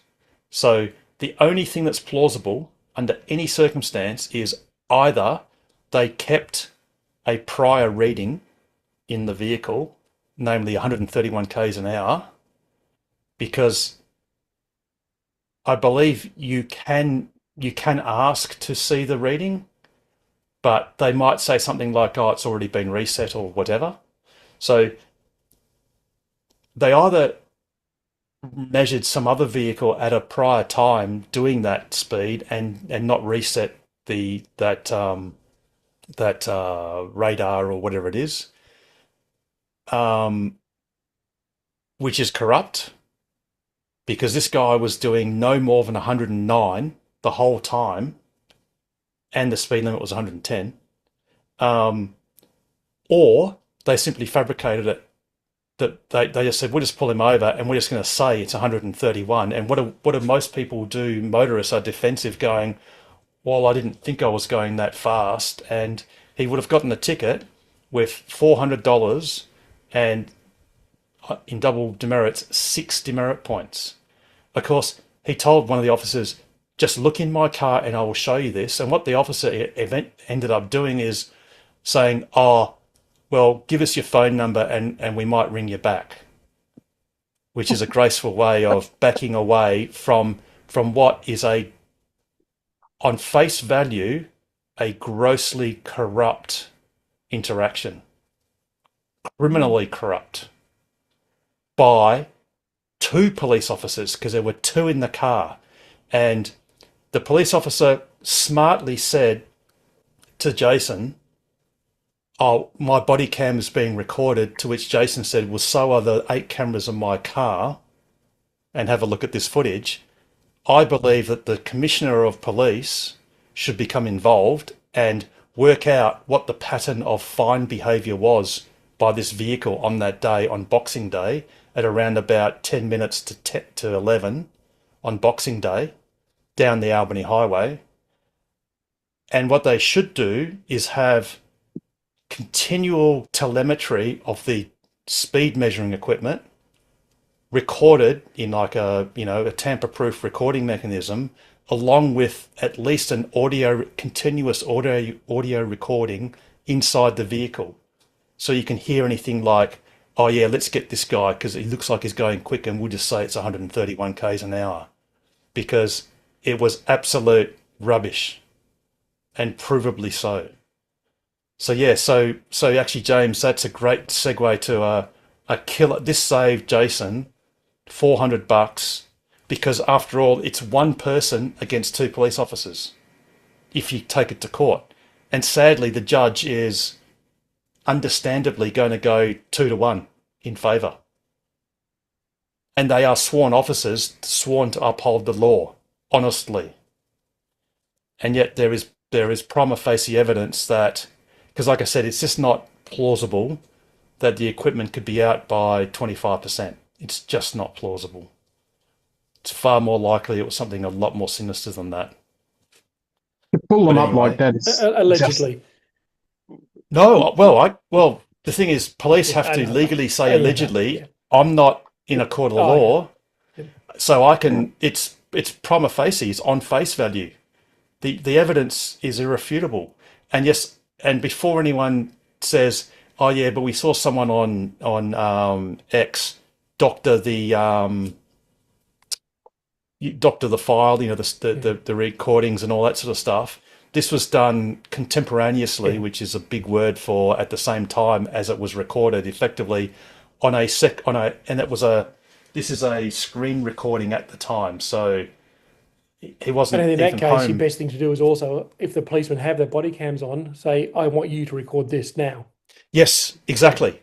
Well, in fact, the audio was being recorded, so Jason's going, see, you can see it was less than 109 or less than 110 the whole time, and that was being recorded. But yes, I'd love the Commissioner of Police to go, I want the body cam recordings, I want whatever telemetry the speed measuring equipment does or whatever, if that does have some sort of telemetry or recording or logging or whatever, because... And how many other people around Kojun up to Williams got a 131-kilometre fine? Precisely. You know, it's outrageous. And like I said, you saw the recording. At no time was he faster than 109. And in fact, when that car came around the blind corner, which was the first time it could possibly have recorded any speed whatsoever, he was 105, 104 k's an hour in a 110 zone. So it's just outrageous. But thankfully, just in time with the Christmas update, that thing was thwarted. But I do feel sorry for anyone else that might have been a victim of what, on face value, is quite nefarious activity. Could have been the EMF that Tesla's put out, you know. Yes. I don't Anyway. understand how we overtook it without going over 110. It's normally not safe to pass within the speed limit. I would generally pass in excess of the speed limit because it's far safer. You're back in and out quicker. But in his defence there, that is brilliant. And I think that's just a brilliant feature that the car has got. That's unbelievable. But the cops couldn't have got him that quick.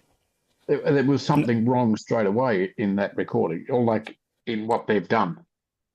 Well, it looks Absolutely. like they come from up around the corner too. Like, how are they even in range? That's what I'm So interested we're about. looking at the speed. There we go, 108, slowing down. The car isn't even there yet. It's rounding the corner now, so it's just here, and he's doing 105 there. That would have been the first opportunity to get any reading whatsoever. So just before then, say there, the car is just behind that tree, 107. That's the maximum speed they could possibly have detected. And after that, it just kept on going down to 104, 105, 106. And I think the lights are already on. Yep, they're already on there. That's ridiculous. So, like I said, that is the most clear evidence that something wrong has occurred. It just doesn't get any clearer than that. It's kind of the exemplar of something very, very bad has happened on the way to So Denmark. Harold, what is that? What is that app? What did he use to record that? So that's dashcam. So this is just Tesla's dashcam. So what was super important was when he got pulled over, he pressed on the dashcam recording icon, which looks like an old-fashioned camera with a little red dot on it. Yeah. So, but don't feel pressure to press it too soon. So like what he waited till the cops pulled him over, and when he was on the side of the road, then he remembered to press the button. Now, if you have a similar situation, and this could be an accident, a police interaction, or something bad or whatever or interesting has happened, if you can remember at the time, within a minute or two of it happening, press that button. what it does is it takes the car continually records an hour of the last activity in a whole bunch of files. And there's a separate file for every 1 or 2 or 3 minute clip of each camera. So there are 6 or 8 different named files. There'll be front, left, whatever indicator, and there's a rear one. So you got all the different views of the car. Now with the Christmas update, there's also a telemetry file, an enhanced telemetry file that shows you for all of those views when you view it through the screen of the Tesla, or you can actually get a different viewer offline, so you can download the contents from the hard drive or from your thumb drive to a computer. So that's this new feature. Now, when I hit a cow a few years ago, I actually forgot to press the dash cam button because hitting a cow is stressful and I was very distracted. So about, I don't know, a couple of Ks down the road, I went, oh, geez, I forgot to do the dash cam thing. So what I actually did, because I had a laptop, I pulled off to the side of the road, pulled my thumb drive out because I knew that the last hour of recording was still there, and I just plugged it into my laptop that I had with me and downloaded that hour of files. Well, actually, I didn't. I just downloaded the last 50, 60, 70 files that were the last 10 minutes or so or whatever. Now, if you don't have a laptop with you and something serious has happened, but you're pretty confident you don't need to do any more recording, but you've forgotten to hit save, you can just go open your glove box, pull the card out, the thingy out, and just keep it. Yeah. For the rest of the journey or whatever. Something else that is another pro tip is it's not guaranteed, but it's certainly more than possible. Is I had a couple of clips in one of my cars. I had some clips that were personally significant to me, and someone borrowed my car and they reformatted my thumb drive so that the clips that they had when they borrowed the car were deleted. So everything got deleted, and I hadn't gotten around to saving these personally significant clips. So I actually went to a data recovery company. I think they're called Data 365. That could be right. Actually, James, if you could please have a quick look. I think that's Data. And they're in O'Connor or somewhere near O'Connor. I think that's right, Data 365.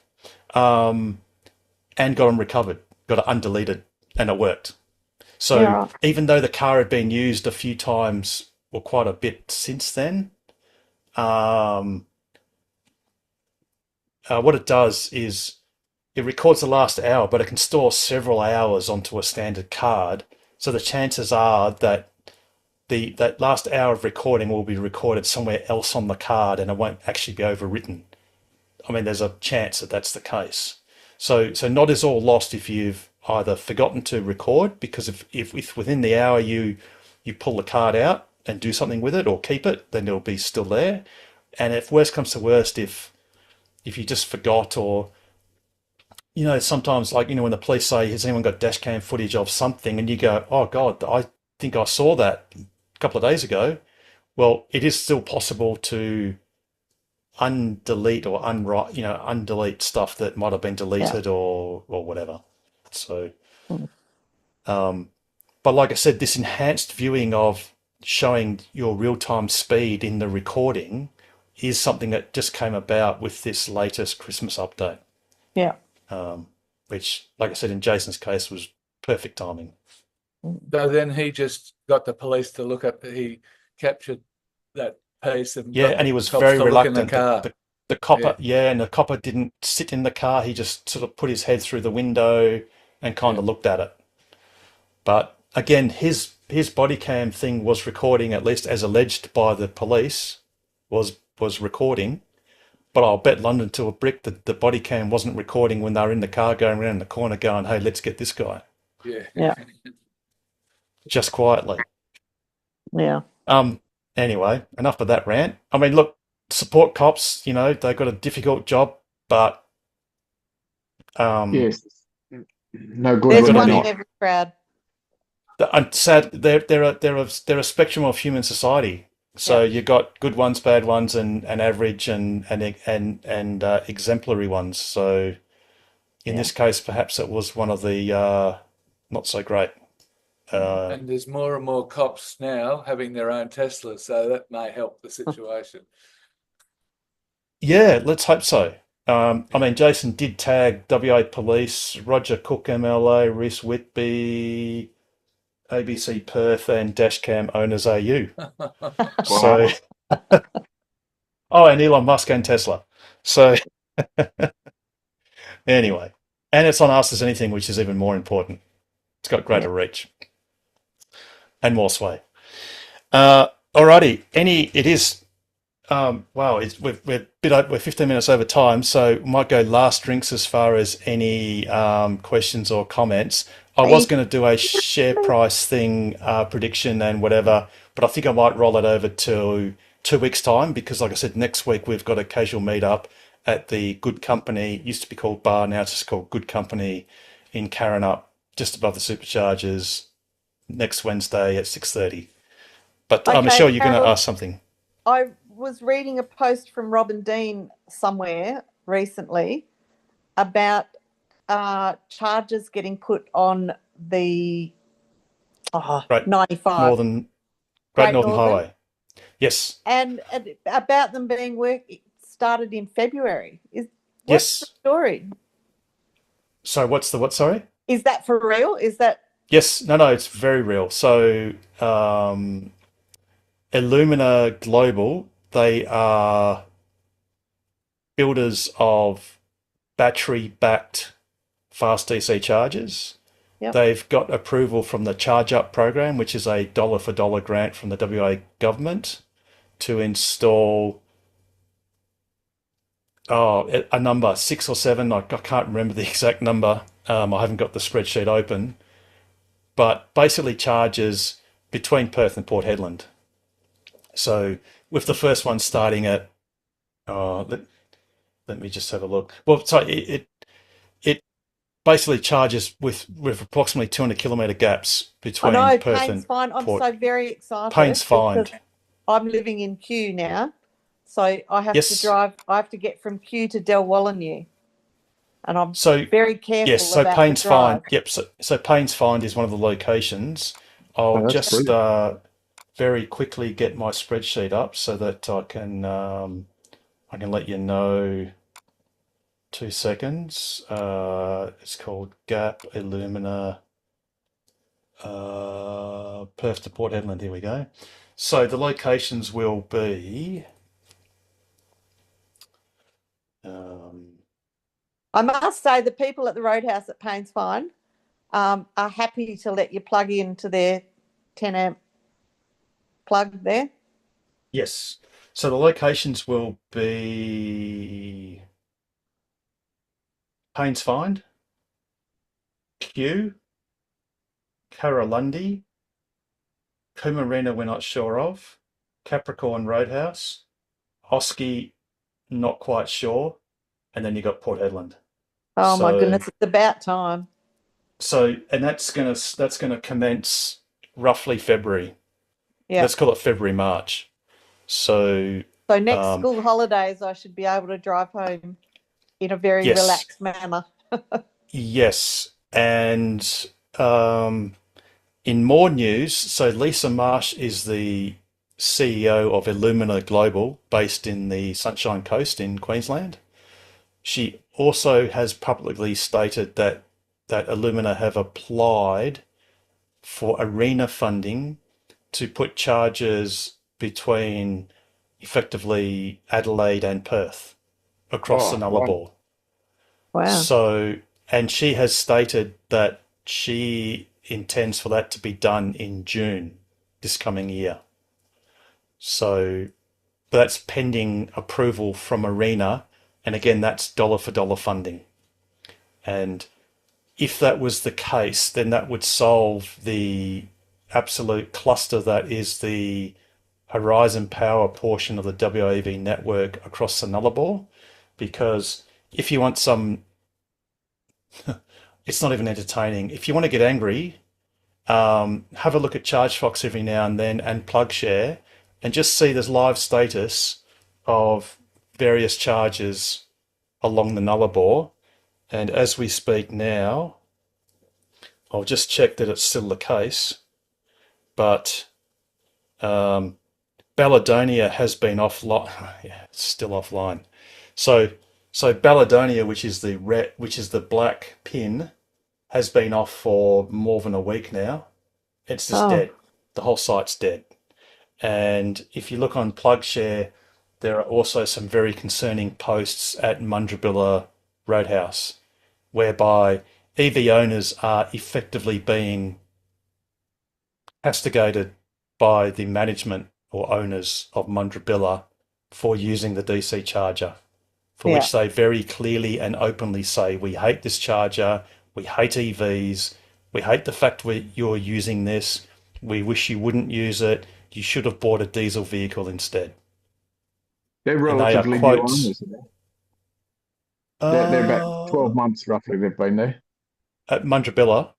Yes. Yep. So they also own, I believe, the the cattle station as well. So, and I think it's mainly the elder owner, the father of the younger owners, for lack of a better term. And I've had it personally happen to me, but in PlugShare, there is a post only a week or two ago, and I'll just quickly bring it up and then we will end this show because we are getting pretty late. But I'll quickly bring it up. Mundrobilla.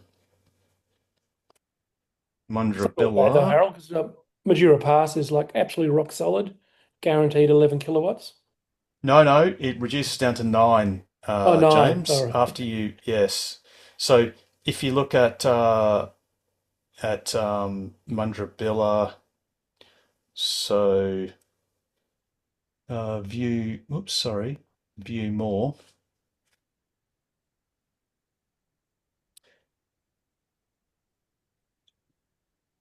Yeah, right there, so George Chris. plugged into 50 kilowatt charger, slow ramp up, charger stopped after 15 minutes. A very irate Roadhouse manager came over and told me I'd boiled his generator and the whole Roadhouse and campsite was now on backup. That EVs shouldn't be out here and I should get a diesel. Said I would have to use the slower charger, currently charging at 16 amps, that's 3-phase. The owner seemed very unhappy with both Horizon Power and EV owners in general. And like I said, that's George Crisp. He is, I don't even know who he is. That was on the 17th of December this year. And I had a similar experience in about the middle of the year, probably with the same gentleman. And unfortunately, the Nullarbor section of the WAV network is beyond redemption. It is a structural shambles. Most of those locations, rather than Horizon Power providing the budgeted funds to put their own proper standalone power supply, a la an independent backup generator and solar panels and battery storage, they have chosen, it seems, to engage in a power purchase agreement from the roadhouses that includes Mundrobilla, Majura Pass, and Kaiguna, and they've done that to save the $600,000 it would have cost for a standalone power supply system. They've instead engaged in a power purchase agreement, which is literally not worth the paper it's printed on. Because does anyone believe that the state government is going to lawyer up and sue a roadhouse on behalf of Horizon Power for not providing power in a manner that's appropriate? That's never going to happen. Those roadhouses are too essential to bankrupt or fail. So that's not going to happen. It's a shambles. Minister Amber Jade Sanderson ought to intervene and instruct Horizon Power to do that which was budgeted and promised and supply at least a half decent, reliable DC charging, I won't even call it fast because 50 kilowatts is not fast, but a DC charging system that all EV owners deserve.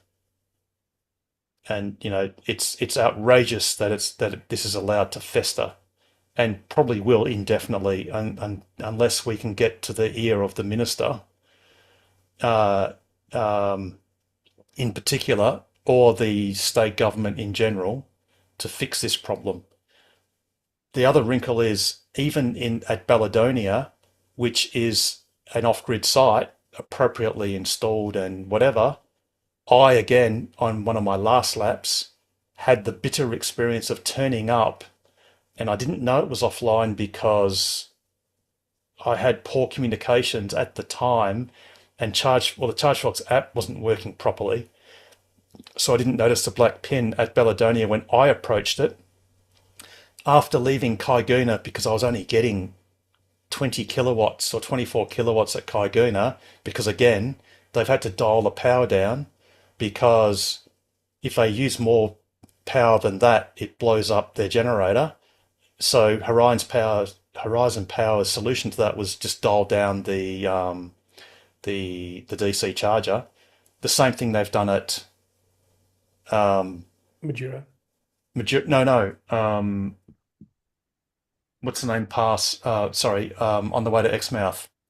Manila turnoff. They've dialed it down to something quite low, and actually Majura Pass, the 11, 10 or 9 kilowatts that the DC charger puts out is as a result of a configuration error or a firmware error in the tritium charger, which again is fixable, but nothing's happened for months, like 6 months at least. And that's on the back of things like the Halls Creek charger not being available at all due to vandalism for more than 9 months continuously. So it's just a shambles.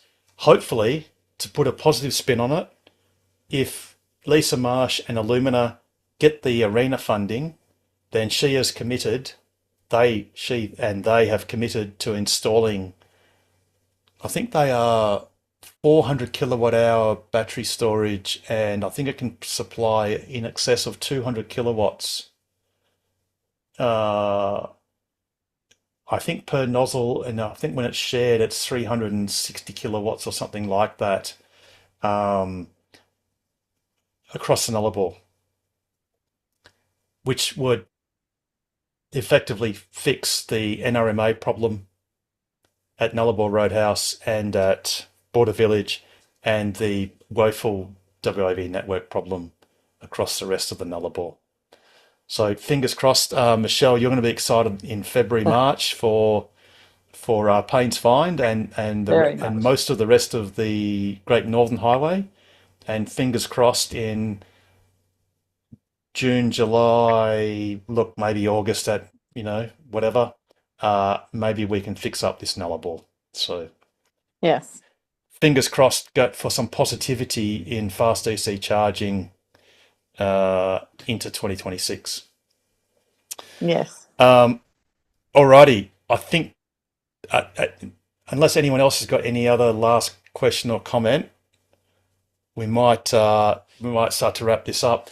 Please do remember, if you're watching this late or the last bit, a lot of people watch the first bit, the last bit. Next week we've got a hiatus. We've got an in-person Ask Us Anything at the Good Company in Karrinyup, the Karrinyup shops just above the superchargers, from 6:30 onwards next Wednesday, the 7th of January. We'll return with regular Ask Us Anything after that.